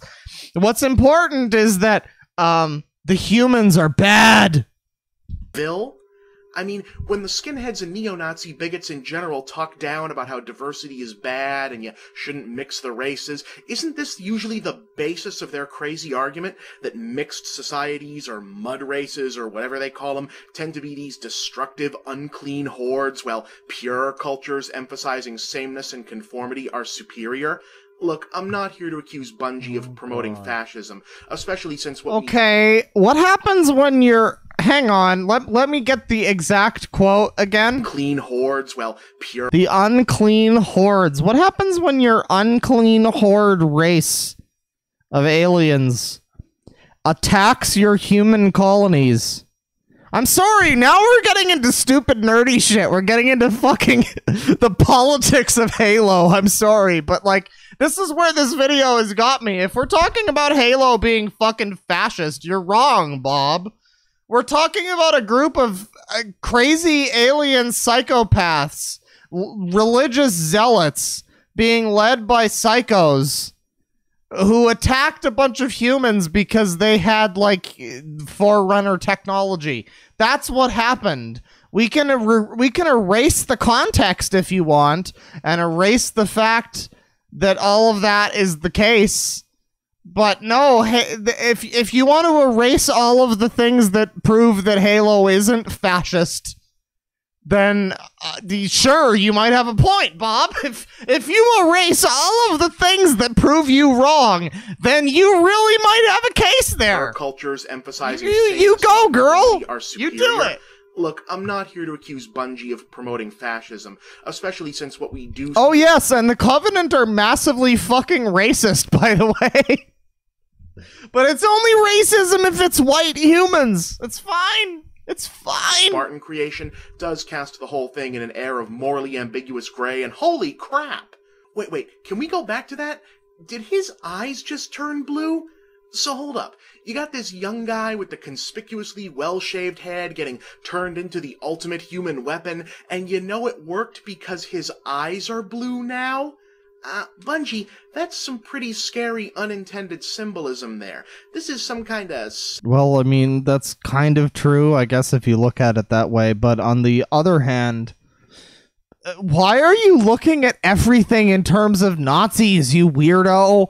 The Nazis fucking stopped being a thing like 80 years ago! Good God, Bob! Find a new enemy! Self-parody, right? Right?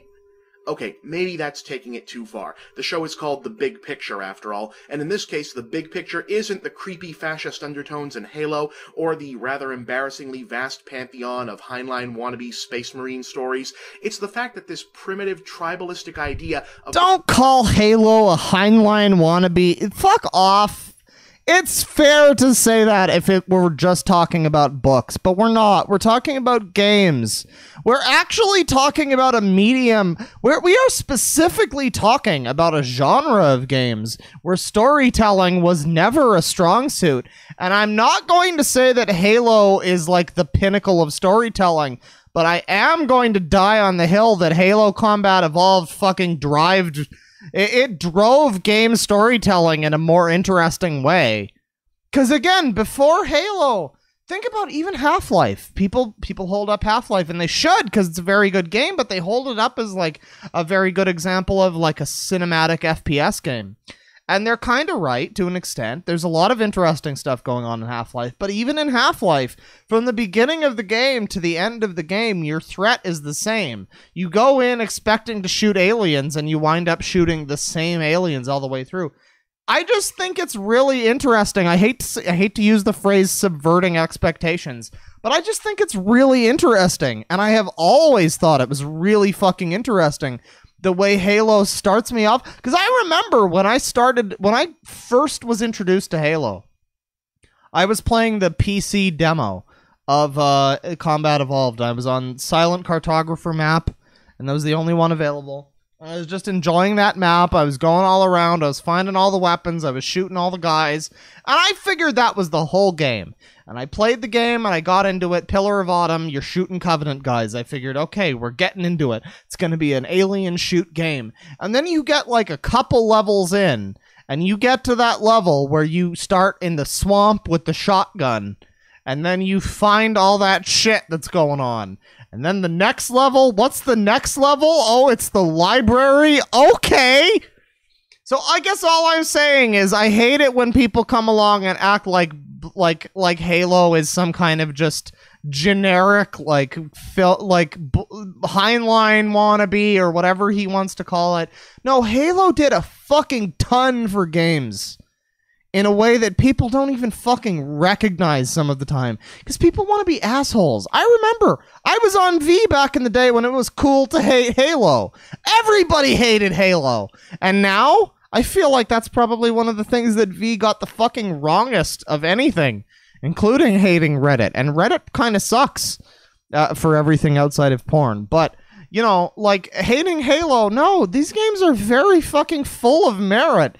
Each one did so fucking much for gaming as a whole. It is a disservice to act like they didn't do something interesting. Yes, they are just alien shoot games. They're not the most deep of games, but the way that the storytelling was handled, the way that just I don't know, man, the way that the polish of the games, you can't deny that. I don't know. I'm going off. I shouldn't have done an extra video because now I'm just getting into Halo lore. Pure I'm and sorry. thus noble monoculture. I fucking love Halo, and fuck you, Bob. Is still so tragically pervasive in the human imagination that it even crops up here. Which is especially ironic. Betrayal! The Covenant as bad guys is supposed to be critical of blind loyalty to arcane belief systems. Why does some part of our collective psyche still fear the concept of racial or cultural mixing? And why is it so ingrained that we hardly even notice it anymore? Why does some part of our psyche still have a problem with the aliens of the Covenant fucking blowing up Reach?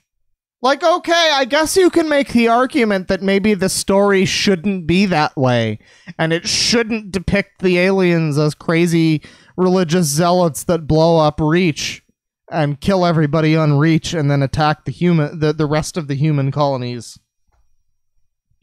But that is what the story is. So, I mean, I don't know, Bob. That is what the story is. You can't say that people are, like, misinterpreting it or whatever, or that Halo is racist. Maybe on its very core, it's racist on some level. Okay, again, we're going to play devil's advocate here. And I'm going to say I can see where you could make the argument that a group of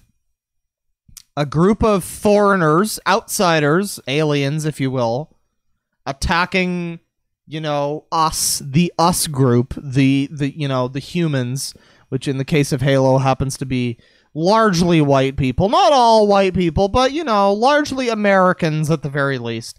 I can see how you could make the argument that it's a little bit weird to suggest that the unrelentingly evil force of the Covenant are attacking the humans. But the problem is that's a really stupid argument, Bob. And you know why? Did you ever play a game called Halo 2? Or Halo 3? Hey, Bob, let me ask you a question. Have you ever heard of a little character by the name of the Arbiter?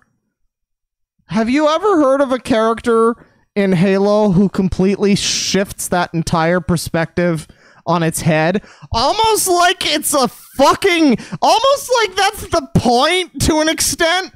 I actually forgot about the Arbiter for a second, and I was going off and I was like, you know, this is wrong, Bob, but then I remembered the Arbiter and I was like, wait a second, the fucking second Halo game, the second in this series that he's calling fascist, went out of its way to depict the enemy faction as not all just unwaveringly evil, but as there's some people that have some problems with this. There's some arbiters, there's some, you know, heretics, there's some characters that are getting in the way of this crazy religious doctrine.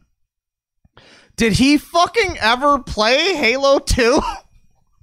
Importantly, oh, why aren't we God, more inclined to try noticing it and even getting rid of it? The whole fucking point of the character of the Arbiter is basically to call into question, like, legitimately. I am legitimately getting into the Bob rhetoric right now, but, like, actually, if you think about it, the whole fucking point of the character of the Arbiter is to call into question people who think the way that Bob is acting like Halo is, like, meant for. You know what I mean? Like, it's acting like Halo is this crazy fascist series that's meant to promote fascism.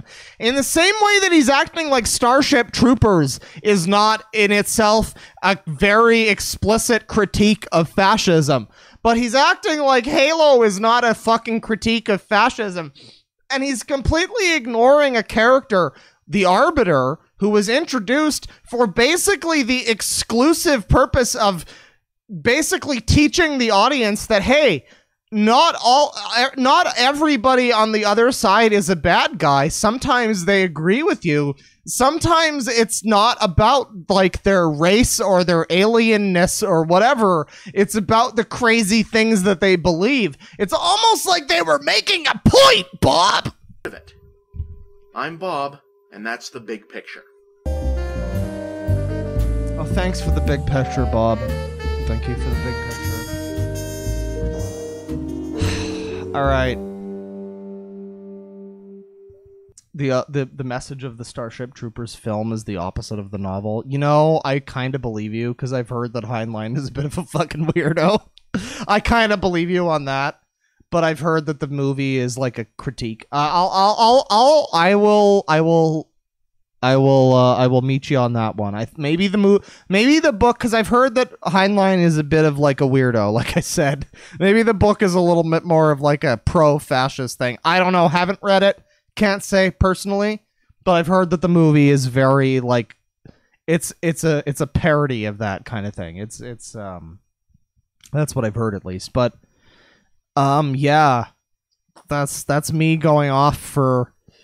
I like how this stream was covertly disguised as me pretending that it's a Movie Bob stream. I mean, it is, but then it just turned into me shitting on fucking like Other M and bad opinions about Halo for a while. Stream's ending. Yeah, I think this will be about the end of the stream. By the way, if you've missed the stream, sorry to say this one probably won't be archived. Maybe it will. Don't hold me on that. Might be archived. But probably won't be because I think I might want to turn this into the next Movie Bob video. I think we're far overdue for a Movie Bob video. I have got a full fucking plate for videos though, let me tell you, because we are still. I just did the Lightbringer video. That one took a while. I'm not gonna pretend that I wasn't slacking a little bit. I was slacking a little bit. I was playing the Spider-Man PS4 game. Next one. We got ML Poll. We got My Little Politics, which I started before the video about Lightbringer, but I put it on hold because I was like, you know what? Linkara's stupid fucking webcomic is too good. I need to get this out here. I need people to know. Let me see. Troopers is like a classic liberal thing. The movie interpreted the book as fascist. Okay. I might need to read the book. I know my dad was actually a big fan of Robert Heinlein, and he was like not like a fascist or anything like that. So he's actually like a hippie. So I mean, I'm sure he saw something in that. I've been meaning to read some Heinlein. Maybe someday I will. Again, I've said I've made some jokes that he's like a weirdo or whatever, but I don't know. That's just what I've heard from people. That's what I've heard from people. Maybe I'll take a different interpretation. Not sure. I've heard he's a pretty classic author, though. I like listening to your Halo lore info dump. I don't know that much about Halo. Honestly, Bane should be here because he's a paid Microsoft shill. Everybody remember that Fuzu YouTube is a paid Microsoft shill who collects big, giant, comically oversized cashier's checks from Microsoft for saying good things about the Xbox. That's totally true. Don't look it up. But I should have had him on because he knows more about Halo than I do. I do know some things. I've read some of the books. And I remember, I gotta go off on a little bit of a rant. I remember back when I first was getting into the Halo books, I was pretty young. I was like 12 or 13 or whatever. They're not like super amazing books. I don't want to like start people out with the idea that they're like these incredible like literary masterpieces that everybody needs to know. They aren't. They're Halo books. They're about Halo. But I don't know. I remember people treating the Halo books with such like disrespect in a way where it's like they acted like it was really just a series like Doom or something, where it's literally just like go kill the aliens and that's it. Go kill the things and that's the story. And Halo really isn't that way, and that always pissed me off. There was always more to, there was always a little more to Halo than, I don't know, the way some people chose to interpret it. The Halo books are fun sci-fi romps. They're pretty good. I don't know. They're not the best, but they're pretty good. My Little Politics. Curry time. Oh, we gotta make some curry. Paid Microsoft shill. Yes. Did you read Super Chats yet? No, I have to get into that. And hang on, I think I had music queued up. No, wait. I was about to queue up music, but I got sidetracked by Bob's terrible fucking opinions about everything. Hang on, let me find some music. And then it'll be time for Super Chats. Hey, I know a great game to represent for our music today. Time for some fucking ODST music, everybody. Tristan, I see you there in chat.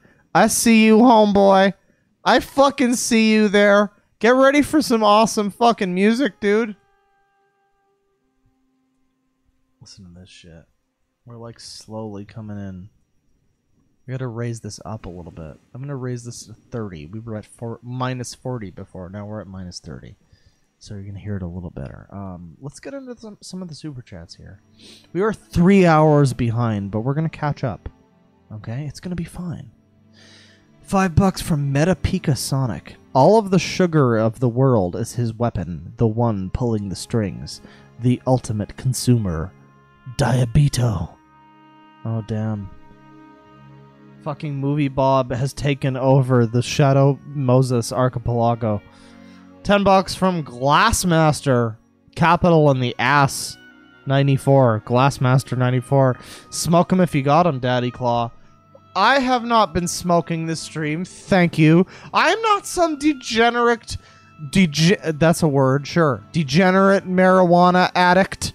I'm not. I am merely a Jack Daniels addict.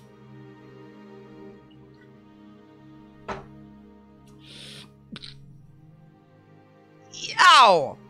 Which is perfectly okay if you're of legal age to drink. Anyways. 200 yen from Absolute Madman. Have some Yakuza money then, he says. Well, thank you very much. I plan to spend this at the Don Quixote. Thank you. $2 from the Dying Fish, a.k.a. Josu. And he links reddit.com/r/internetfreaks/ and then he says, uh-oh. Hang on. Hang on.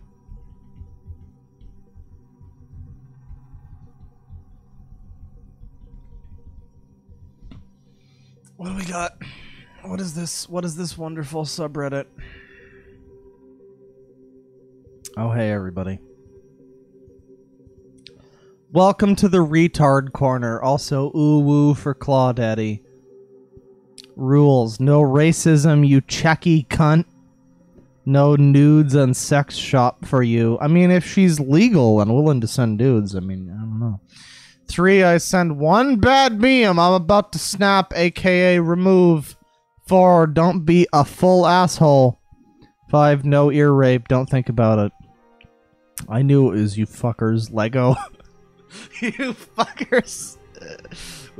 We got my stupid fucking picture here. Hey, I guess if you want to go collate all your internet weirdos, you can do it in the subreddit, everybody. I guess that's an option. Let's see. $2 from Darkbreaker97, Big Titty Charizard GF. I mean, hey, you know, and it all depends. It all depends on those curves, you know. $2 from Dino Ass 6969, just popping in. Here's to another great stream. Well, I think this one went. Like a little bit off the rails, but you know that's only because we decided to start talking about nerd shit. I knew the moment I got into my nerd shit, people would start leaving the stream, and that's fine. That's perfectly fine. To be completely honest, I've talked about how if I do a part 2 of Movie Bob, it might have been his Metroid opinions, and I might have just put it on my second channel, the Deadwing Dink channel. I am actually... yeah, that's cool. Fucking burping while I'm doing the thing. I am actually thinking about doing some more like edited content for the Deadwing Dink channel, just as sort of a separation from my main thing. Because like I don't know, gaming is like a very different world. You know, there's like a whole bunch of shit you can talk about, and then you can talk about gaming separately in a way. It's like I don't know if you're either a gaming channel or you're an anything else channel. So I don't know. I guess I'm doing the gaming stuff separately, but. Yeah, I might look into just the Metroid stuff on the second channel. But honestly, there's been enough stuff from the other videos here that I think we can expect a fucking Movie Bob Part 2 at some point in the future. Like an edited video. Don't hold me to that. I might just save this stream. Probably not. This one's been a little bit of a shit show. Anytime I drink, it's a little bit of a shit show. But, you know, it's been pretty fun all the same. Let's see, $2 from DinoAst 6969. Just popping in. Here's to. Oh wait, I already read that one. Well, you know, it's clearly not a great stream because I'm rereading stuff that I've already read. $10 from Faticus 501. Here's some shekels for a dime bag, Claudette. Only a dime bag, please. I order by the half, but thank you. $5 from Ravenhallow. Cheers, Claw Papa. Eager to make sculptures for your dulcet, depressed voice. Learned how to explode and replicate bacterial pathogen DNA today in the lab. Wow, that sounds pretty cool. That sounds like some cool stuff that would have been represented by a terrible, stupid mini game in Spider-Man PS4. I hope you don't blow up your entire city or anything like that. But good job. Let's see. $2 from Artemis. Wolf stream when, Claudaddy? We're not doing a wolf stream. We already looked at wolf on the snake things. God damn it! You guys got to get your 7-hour streams canon in your head. Okay, we looked at wolf. I'm just kidding. But we looked at wolf. We looked at him during the snake thing stream. There's not really that much to talk about. We could maybe talk about his, like, people try... The hunt for Wolf. And how people, like, went after him and fucking found out, like, where he lives and shit. And apparently they fucked up and they found the wrong place or something. I don't really know the story, but apparently there's something to be said for the hunt for Wolf. Apparently that's pretty interesting. I don't know. That might be worth looking at someday. But $2 from Fuzu. Have some cash during my birthday, nerd. Thank you, Fuzu, and happy birthday. Happy barf bag to you, Fuzu. You paid fucking Microsoft shill, you hack fraud Halo paid off shill. Thank you. I appreciate it, and happy birthday. $2 from Tiny Neb. Do you like Limmy's show, Father Claw? You like the Limmy? I am not that familiar with Lemmy, but I like what I've seen. I like the adventure call. Hello, traveler. I've enjoyed what I've seen from Lemmy. Yes. Let's see. $50 from ZZZ Kodiak. ZZZ came for Fred Knudsen, stayed for Deadwing. Keep up the splendid work, they say. You know, you're not the only person who came for Fred Knudsen. I mean, what? I mean, thank you. Thank you very much. $5 from the Trash Man. Don't know how much about Movie Bob. Rather, don't know much about Movie Bob, but I'm ready to be educated by you, Claudaddy. Well, I hope this was a reasonable education. $5 from Oregon Possum. Gregory Horror Show is an interesting PS2 game. Probably on other stuff too. Also, FL.VCO is neat. And have $5, Father Claw. I don't know what FL.VCO means. But thank you. And I'm glad you enjoyed whatever that is. Thank you. $5 from AZ. I can smell his body odor and grease from my screen. Oh, scathing. $5 from Necrotoxic. I was going to say neurotoxin, but no, Necrotoxic. Bob, you are not good enough to be a jester. You are just a clown. You're not even a fucking jester, mate. You're a fucking clown. Go away now. Well, I got $3 from Space Core. Yeet me into the cold, unforgiving abyss of space. Well, that is what Space Core is all about, dude. I wish you luck. $5 from Todd Howard. Didn't Bob claim Halo is fascist because the enemies are diverse? Yes, we recently saw that video. Thank you. God, that is dumb. It's like amazing how, you know, watching a bunch of Bob videos in a row, it changes your context for what's like a really stupid fucking like mistaken video game take. And it goes from like the normal things that Bob says on an everyday basis to like the aliens in Halo are diverse and therefore Halo bad or whatever.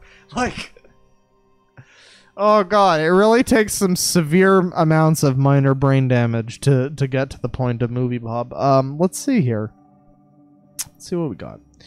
$5 from Jessica Holt. Is this the guy who wrote the Antifa handbook? So SJWs want to procure eugenics? I don't know about writing an Antifa handbook, but that would be pretty exciting to read if that was true. SJWs want to procure eugenics. You know, I'm gonna be completely honest, I don't like using the term SJW. I used to use it all the time, but at this point, I just feel like it's a little bit overdone. That's why I don't like it. It's a perfectly legitimate term. I'm not going to be one of those guys who's like, well, I don't like the term SJW because I feel like I'm not one, so therefore they don't exist. But it's like, it's a bit of an outdone term. I don't know. I remember 6 years ago when people were using that unironically. To still see people using that, I don't know. It feels like we need a new term. I'm content with fuckers. Or soy boys, I guess that works. But I'm content with, like, fuckers. I feel like that's a good replacement for SJW. $2 from Mysterious Senor Hilter. Bob is going to lead us into the superior future! That was written as superior fuchsia, as in the color fuchsia. But you're right. He is going to lead us into the superior future. $5 from Cameron Mead. Daddy Claw, look at the Halo Reach one. I think we did, and it was miserable. Thank you for suggesting. $2 from Todd Howard. Just look up Movie Bob Halo Combat Evolved. Well, you know, it took us a while, but we finally did. And I feel like if we... You know, I said that I might keep this stream up, potentially, and not edit it down, but I think I have to edit it down because... the Halo part at the end is a very fundamental part of the stream. And we can easily look at it and be like, well, you know, I don't know, if it was a full stream, it would be right at the end, and it would be like, well, we're going to start watching the stream, and you get like halfway through before you're like, well, that's enough. This isn't exactly gripping me. Movie Bob's not the most interesting guy.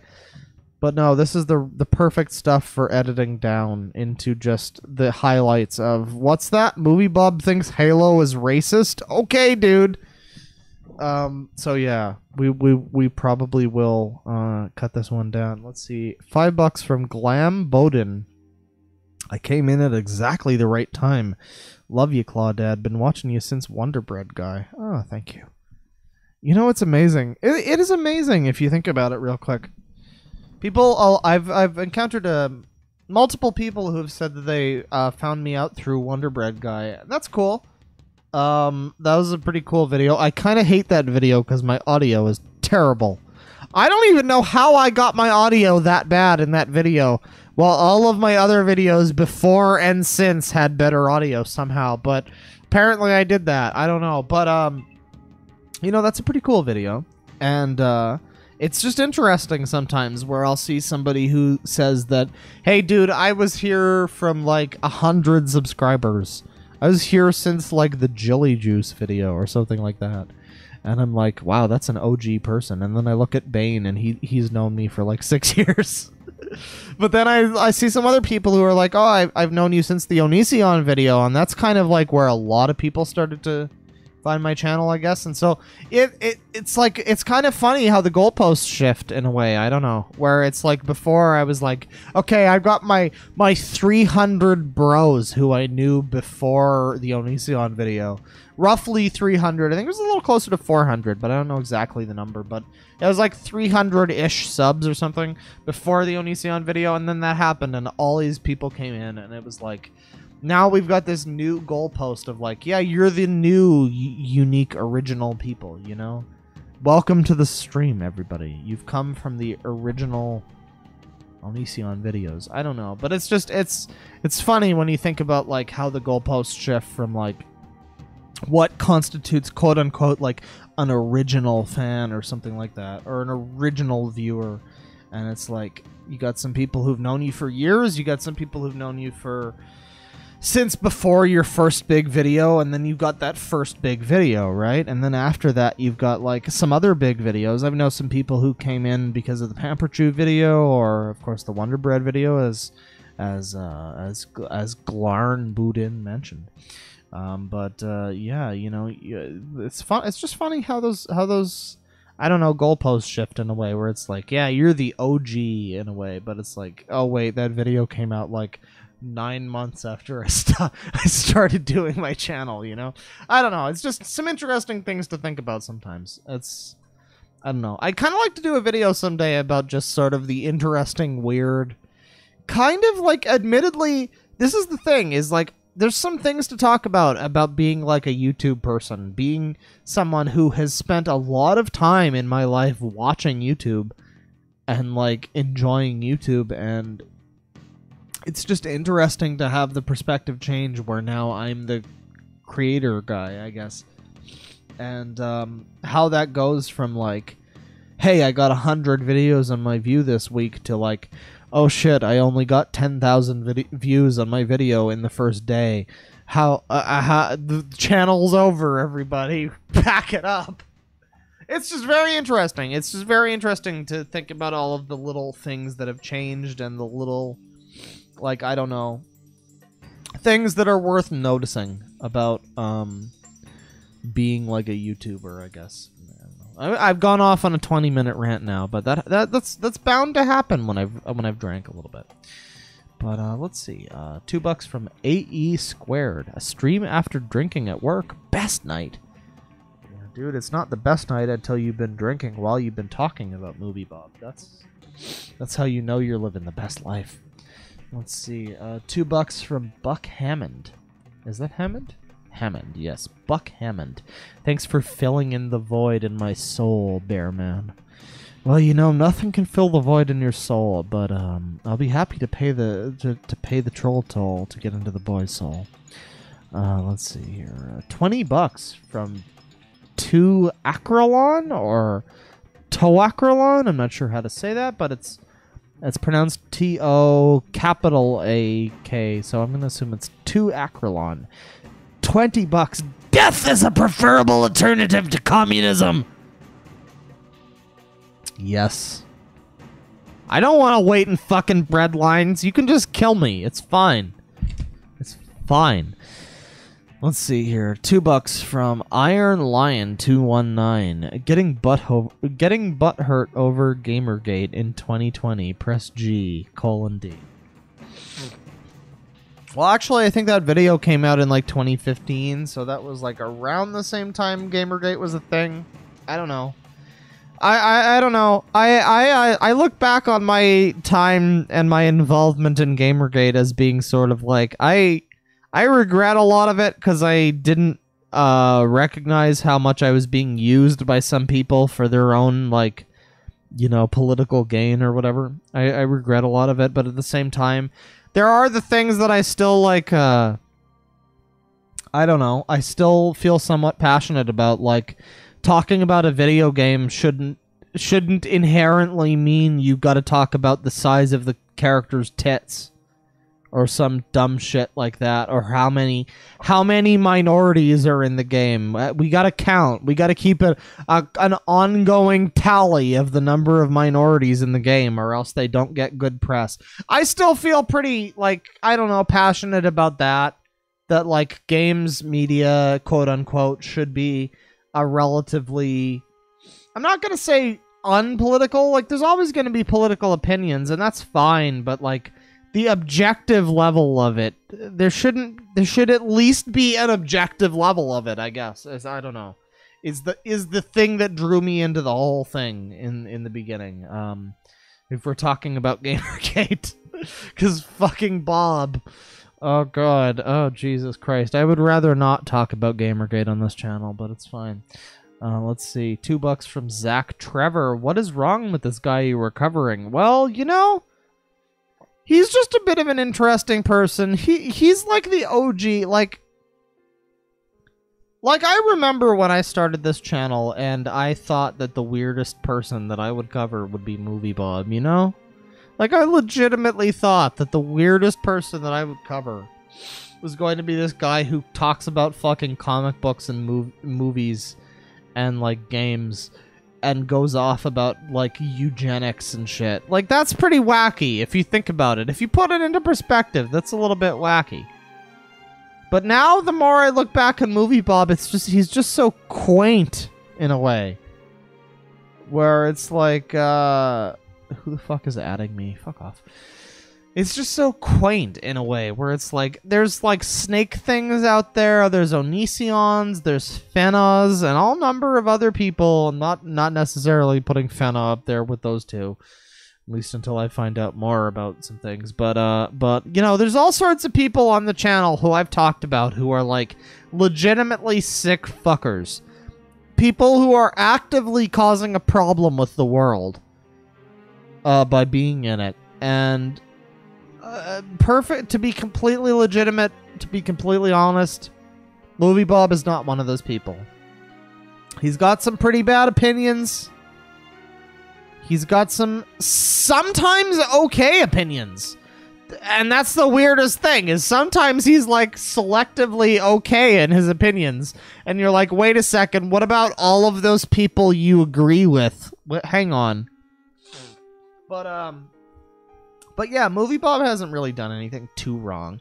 In fact, in the realm of like lolcow type people who are worth talking about, like even I talked about fucking DSP the other day, you know? And I was like, what has DSP really done, technically, that's worth talking about? I don't know. He's a bit of a... People have said that he's a scammer. I can't prove that, but people have said that. There's a lot of evidence. A lot of people saying that he's a scammer. I don't know how true that is, but you know, like, there's that. But honestly, Movie Bob, has he scammed anyone? Has he done anything like that? Not really. He's just kind of got bad opinions. He's like the very OG person to like make fun of on the internet. I don't know. It's like he's the most pure in a way, where everybody before him has some weird sex weirdo nonsense or whatever. But Movie Bob, I don't know, man. He just really wants to. He just really wants to be like communist dictator Mario, you know? And I don't know if he wants to be... If he wants to be that way. I guess that's fine. $2 from Austin Weaver. Join the MGTOW movement. No, that's good. I actually like women, so I think I'm good on that. $10 from Steven Lofton. I tune in for 30 seconds, and I see that in the bottom corner. Claudaddy, why? You know why Sangi is in the bottom corner over here on the browser? You know why Sangi is there? Because Sangi was there yesterday, and I just forgot to remove him, so I don't know. Who's the real monsters here? Myself or chat who wanted Sangi there? You just ask yourself that question. Let's see, $2 from P Snaps. Can we call them lubby chutters? Oh, instead of gamers? Can we call gamers lubby chutters, chat? I think we can make that trend. $2 from Rachel Hudson. I really like your live streams. Thank you. I like the live streams too. I know a lot of people don't. A lot of people prefer the videos, and that's fine. I do feel a little bad sometimes because I did kind of like bait and switch the channel in a way where I was like, well, I'm gonna like legitimately, I can't even deny it. I started the channel with videos, and then I was like, well, you know, now people are here and I'm able to actually stream. I might as well do the thing that I wanted to do from the beginning and just stream instead. And I do like making videos. I've said this before. I do like making videos, and I do make them when it feels like there's a reason to make one. I don't just like to have a video out every day, you know, but if it feels like there's something to talk, like I wouldn't make a video necessarily about J-Station at this point in time, at least, unless he did some really crazy shit. I don't know, but like, yeah, I don't know. I like to stream. I like to do the videos. I like the videos to have a purpose. Now I'm starting to sound like weirdly pretentious like Movie Bob, so maybe I'll stop. Let's see, $2 from Buck Hammond. I vote in favor of Lubby Chudders. Well, I mean, hear you, ladies and gentlemen. We're now called Lubby Chudders instead of gamers. Instead of epic gamers, we're now Lubby Chudders. $2 from Dino Ass 6969. That meat is looking slimy AF. I don't know what meat we're talking about, but yow! $5 from Mordra. Check out Movie Blob's book, SMB 3, Brick by Brick, because without Bob's sacrifices, the world would not be the same. Oh, we know about the book. Don't even worry about that. Hey, if you're not familiar, we actually did a stream, me and Tristan, the lovely, lovely fellow who makes a lot of my thumbnails. We actually did a stream a while back where we read through some of his books, and Tristan went off about how much, because Tristan actually subjected himself to the entirety of the fucking Movie Bob Mario 3 book, and it was quite fucking something, is all I can really say about that. I'm still going to need those recordings. I hope those are still up somewhere, Tristan, because I'm going to have those as, like, intermissions during the video, where I'm just like, hey, we're done watching this video. Here's Tristan yelling about Bob's 7,000 parentheses on one page. You know? Because that's pretty good. Let's see. $5 from Mirabelle. Loved your first Movie Bob video. You know, thank you very much. I appreciate that. People have been asking for a second one for a while, and I think this stream might just provide what we've been waiting for. $2 from P Snaps. I think OK Boomer exists entirely because of Bob. I don't know about OK Boomer, but OK Consumer is definitely inexorably linked to Bob. That is most definitely a Bob meme, yes. Let's see, $5 from Squid. He has an attitude of, I'm not saying I'm better, but worship me as your god. What a failure of a necromancer. I agree. A necromancer needs to have more confidence than that, goddammit. $5 from Squid. Once again, it could be the alcohol talking, but I'd rather watch Fenna than Movie Bob. Sangi, protect my soul from Movie Bob and his venomous autism. Oh no. We're using the A word. People are gonna get mad. But yes, Sanky, protect you. $5 from E-Fell. Holy shit, Bob. The reason people are pissed about review scores is because journalists have keep proving just how utterly out of touch they are. Yeah, that is another thing. That is another part of it. Where a lot of the review scores, he was talking in that one video about why gamers are wimps now, and he went into this like 10-minute diatribe about fucking review scores or some shit. I don't really know how that had anything to do with gamers being fucking pussies now, but he went off on this shit, and I mean, I don't know, man. It's like, there's a lot more to it than just, oh, game got this review, therefore it's better. There's a lot more to it going on. There's a whole Metacritic metagame going on. I don't know if he knows about that, but maybe he didn't at that point. But, yeah, I don't know. Let's see. $2 from BFM Bomb. Claw complains about long openings. Fucker, this is my stream, okay? I start off the stream and people talk and I respond and we have a good time and we have a nice chat And it's your fault if you didn't get to the stream on time, fucker, and you couldn't be part of the spicy discourse. No, but I'm sorry. But yeah, you know, the stream intros go a little long. I'm trying to do some like timestamps now for when the intro ends, though. So I mean, at least if you want to watch the streams, if you don't want to see the whole intro, usually now I am putting up like a timestamp where I'm like, hey, 78 minutes in, this is where I stop talking about fucking diddling myself. It's fine. $5 from Autistic Kid. I'm kind of a fan of him, but never heard all of this weird stuff or watched any of this stuff. Does that make me this awful? So let me get this straight. You're a fan of Movie Bob, Autistic Kid. I'm kind of a fan of him, but I've never heard all this weird stuff or watched any of this stuff. So you're a fan of him based on what? You never watched any of his videos? But you're like a fan, like based on his Twitter? Oh god, that's not good. I hope that's not the reason. But, I mean, I don't know. You know, hey, it's all fine. It's all fine as long as you're not Movie Bob. That's the only thing that matters. $2 from Max Bretzfelter. Me and my GF love watching you. Lady, do you see? I don't know if that's a reference to something, but no, I don't see a lady because I am going to die alone. Thank you. But I'm glad that you guys are having fun. I hope you enjoy. $10 from Gino Gamma 13. Bob went after a podcaster's boss to get them fired for making fun of him. The podcaster was the boss all along, just in another Twitter account.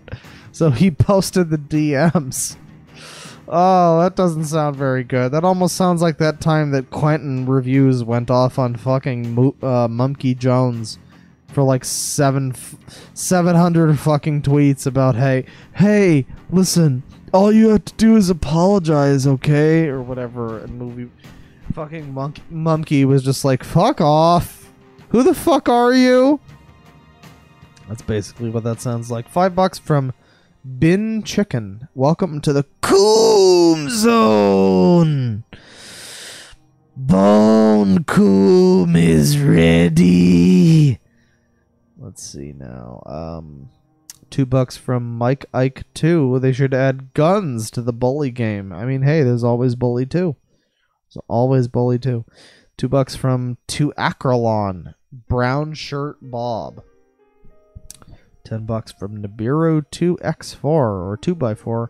Do you still plan on covering Retsupray sometime? I still find myself going back to their old videos pretty often and would love to see you cover them and their eventual end.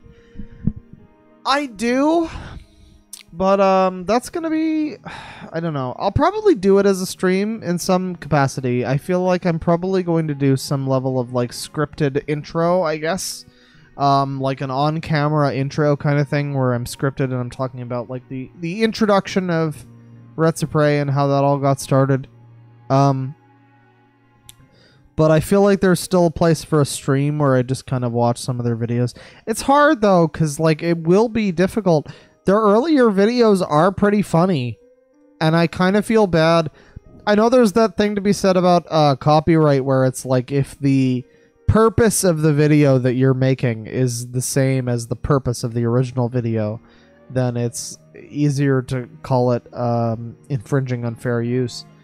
And that's sort of a fear that I have, I guess, to an extent, where it's like, I don't know, I would be showing you Retsupray videos that I like and used to laugh at, and I mean, I guess there's probably something to call cringy, but probably not that much. Honestly, they were like the forefront of fucking making fun of weirdos on the internet in a lot of ways. It's just a shame that they became the weirdos in the end. But yes, there will be a Retsupray coverage at some point. It's a shame to see how out of public eye Retsupray has fallen. I actually remember watching some old Metager videos from a while ago, from like 2010 or something, and he was like, I don't want to be seen as just a Retsupray ripoff. I don't want to rip off those guys. You fuckers calling me Diet Medicare. Fuck you! Medicare is Diet Slow Beef. How about that? No, but seriously. They've been around for a long time, and it's interesting to think of how many people that Red Super has actually, like, influenced in terms of their, like, content creation. Or just their general, like, idea for how they decided to make things on the internet, in a way. It's interesting to think of how they were responsible for a lot of that, and then they kind of also, like, I don't know, like, got weird and kind of hostile. Well, no, Slow Beef got weird and hostile. Diabetes, as far as I know, is still a pretty cool dude, but anyways, moving along. $2 from Wu-Ping Lon.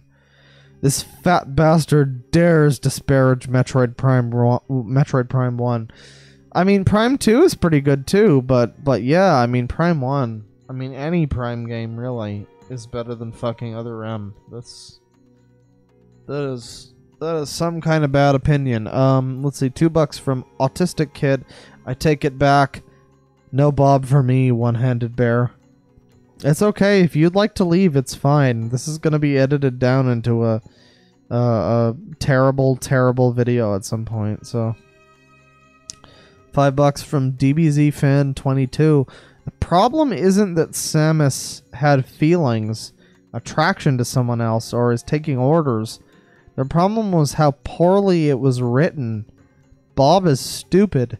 And then another $5 from the same person, DBZ Fan 22. Forget projecting. Blob is just stretching to reach his points.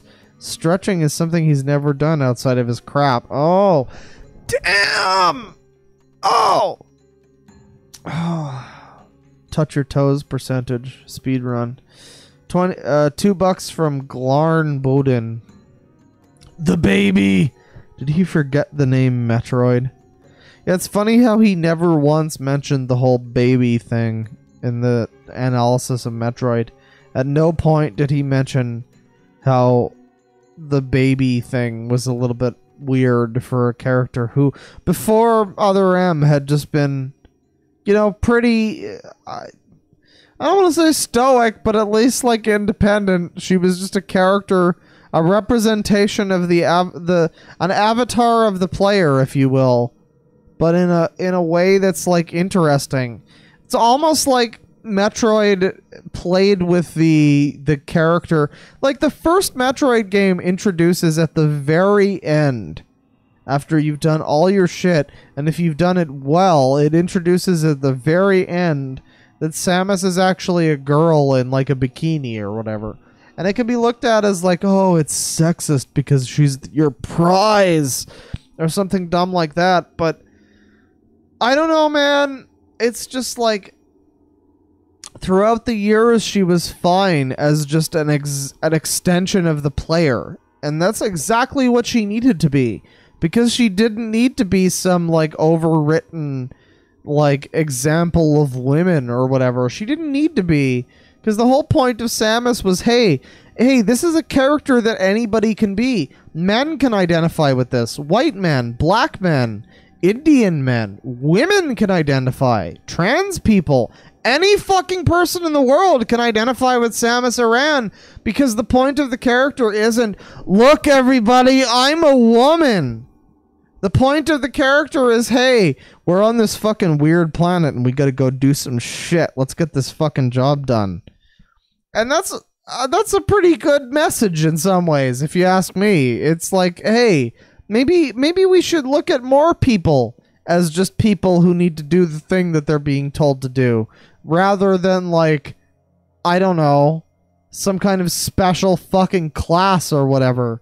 Some, like, Skyrim race bonus thing. Like, that's not the way it is. I don't know.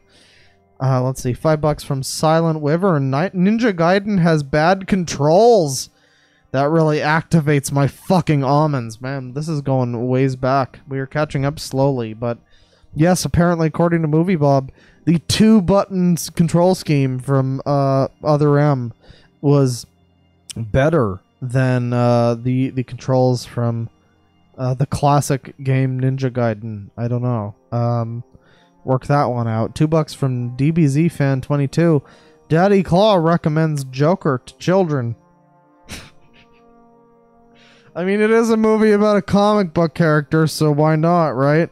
I don't think it's necessarily a children's movie, but it is a movie meant for people who are, like, conditioned to assume that, like, Iron Man 3 is the most original movie they've ever seen. You know what I mean? Like, it's the DC generation's equivalent of something interesting and smart.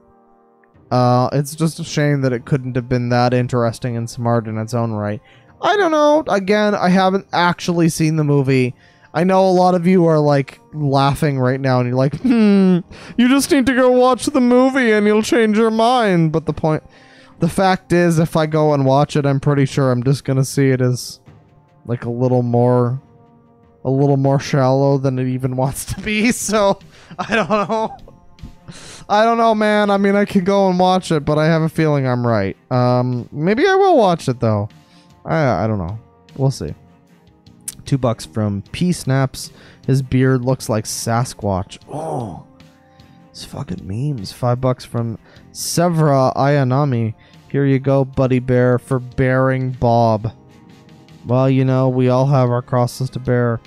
Thank you. $2 from Vaishravana. This fellow just compared DBZ to Scarface. What? Don't you understand? All of the media that Bob has consumed is perfectly equal to all of the other media, because it has to be, because that's the only way that Bob could be an intellectual, is if he attributes a bunch of dumb shit. It couldn't just be that Dragon Ball Z is stupid and fun. No, it's gotta be comparable to Scarface, you fucking weirdo. $5 from Sick Sugar. Not a bully stream, by the way, but $5 from Sick Sugar. Not a bully, but how can a face be fat and skinny at the same time?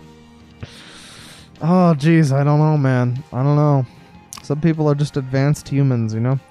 $2 from Azuri. Over-intellectualizing is passe as fuck. Yes, it is. Trying to pretend like you're some super fucking special woke, like, crusader of social justice because you, I don't know, review Spider-Man movies. You know, take a step back, dude. Think about your real contributions to the world. $2 from Silent Wiver, and Movie Bob wears sports bras. Confirmed. Oh, this is confirmed. I can't deny this.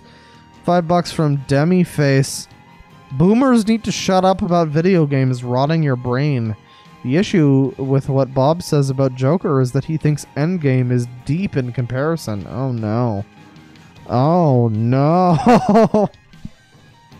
Guys, they're all bad, shitty comic book movies. If anything, Joker is probably the best one, but even still, oh god.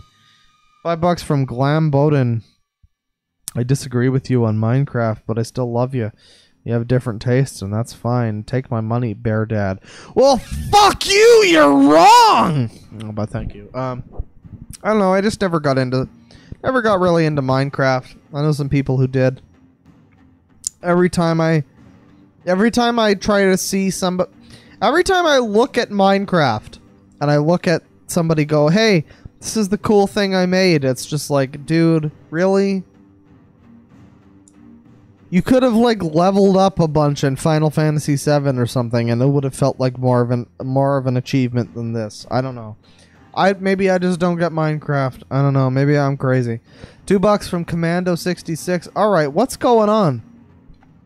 Some crazy shit. There's your answer.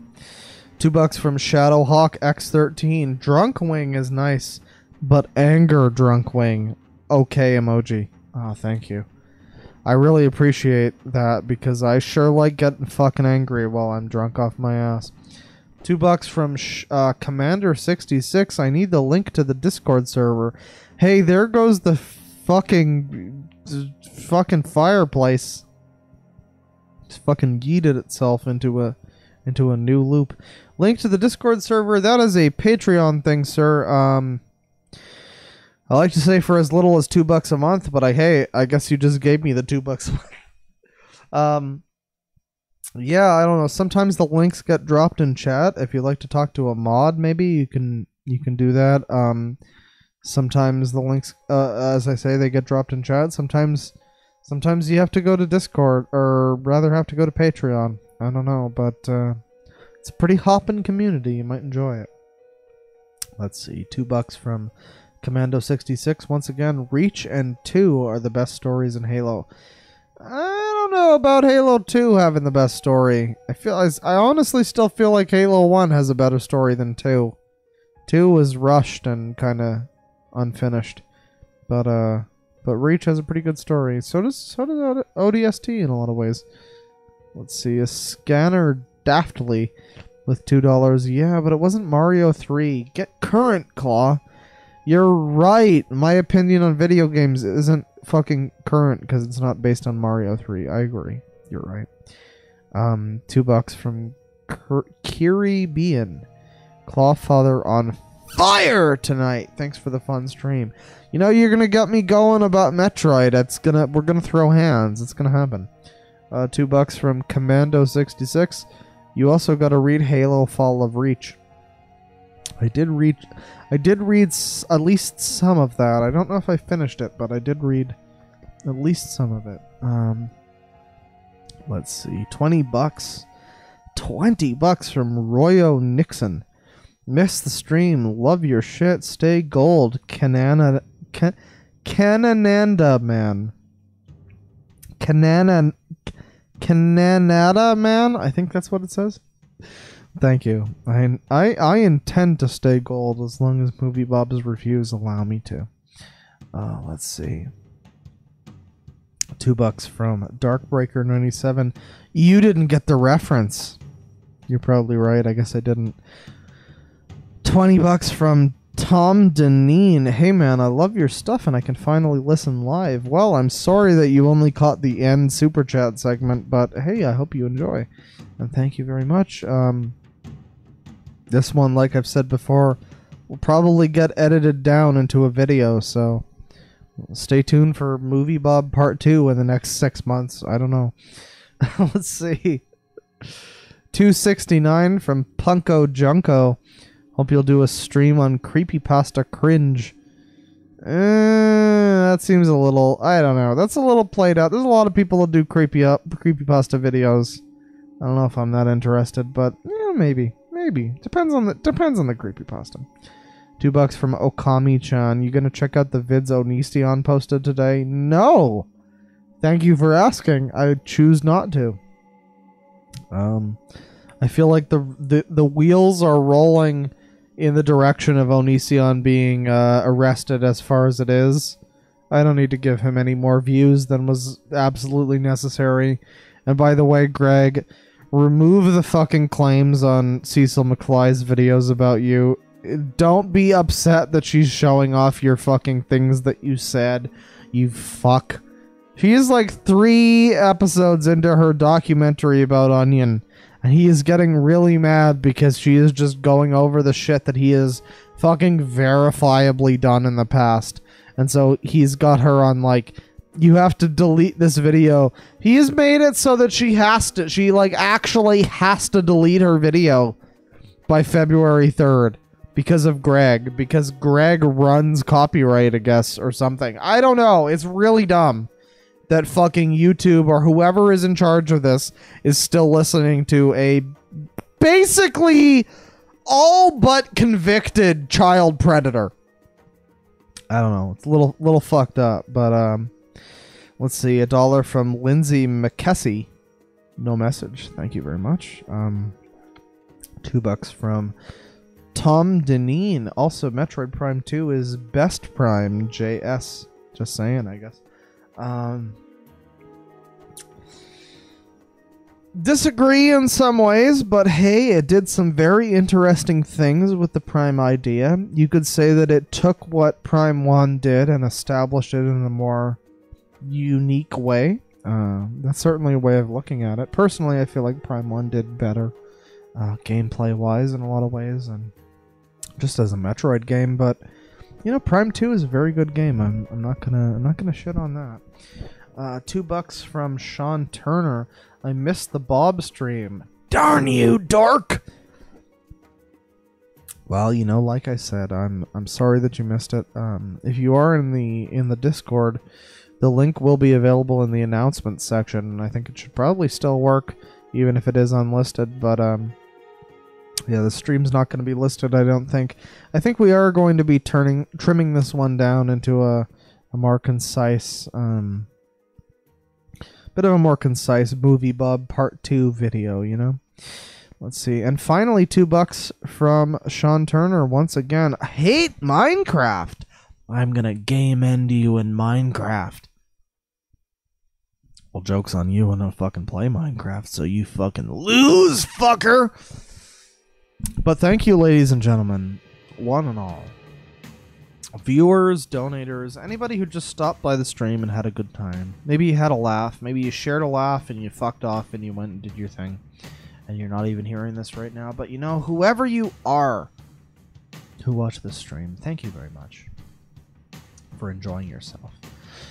Yo, we got $5 from Oregon Possum, Gregory Horror Show stream. Or please check it out sometime. It's really special. I think I've heard of that, though. I think I have heard of that. Kind of like a bit of a precursor to like Five Nights at Freddy's or something like that, from what I've seen. Pretty interesting stuff. I don't know about a stream of it at some point, but there's definitely a lot of channels out there that have talked about it. Maybe, you know, maybe at some point. If you like doing those random PS2 games and stuff like that. But that's gonna be it for the stream, ladies and gentlemen. Thank you, ladies and gentlemen, one and all. We are like 4 hours in talking about Movie Bob. I gotta go make my fucking curry. I gotta go drink some water so I stop being fucking drunk and burping on stream. Thank you, everybody, for watching. I hope you enjoyed. And I hope you enjoy tomorrow when we probably go live tomorrow with some stuff. I don't know. There's like 5 different things that we're talking about for the next stream. I don't even remember what they all are at this point. We're gonna talk about fucking bug chasers. People who, like, actively want to get, like, AIDS. I don't know. Figure that one out. That's gonna be exciting. But we're gonna be looking into that. That could be cool. A lot of cool stuff on the horizon. Thank you, ladies and gentlemen, for watching this stream. This one, again, probably won't be archived. So stick around for a Movie Bob Part 2 stream, or rather a Movie Bob Part 2 video at some point in the future, edited down from this nonsense. Once again, yeah, thank you, ladies and gentlemen, and I will see you next time. Peace.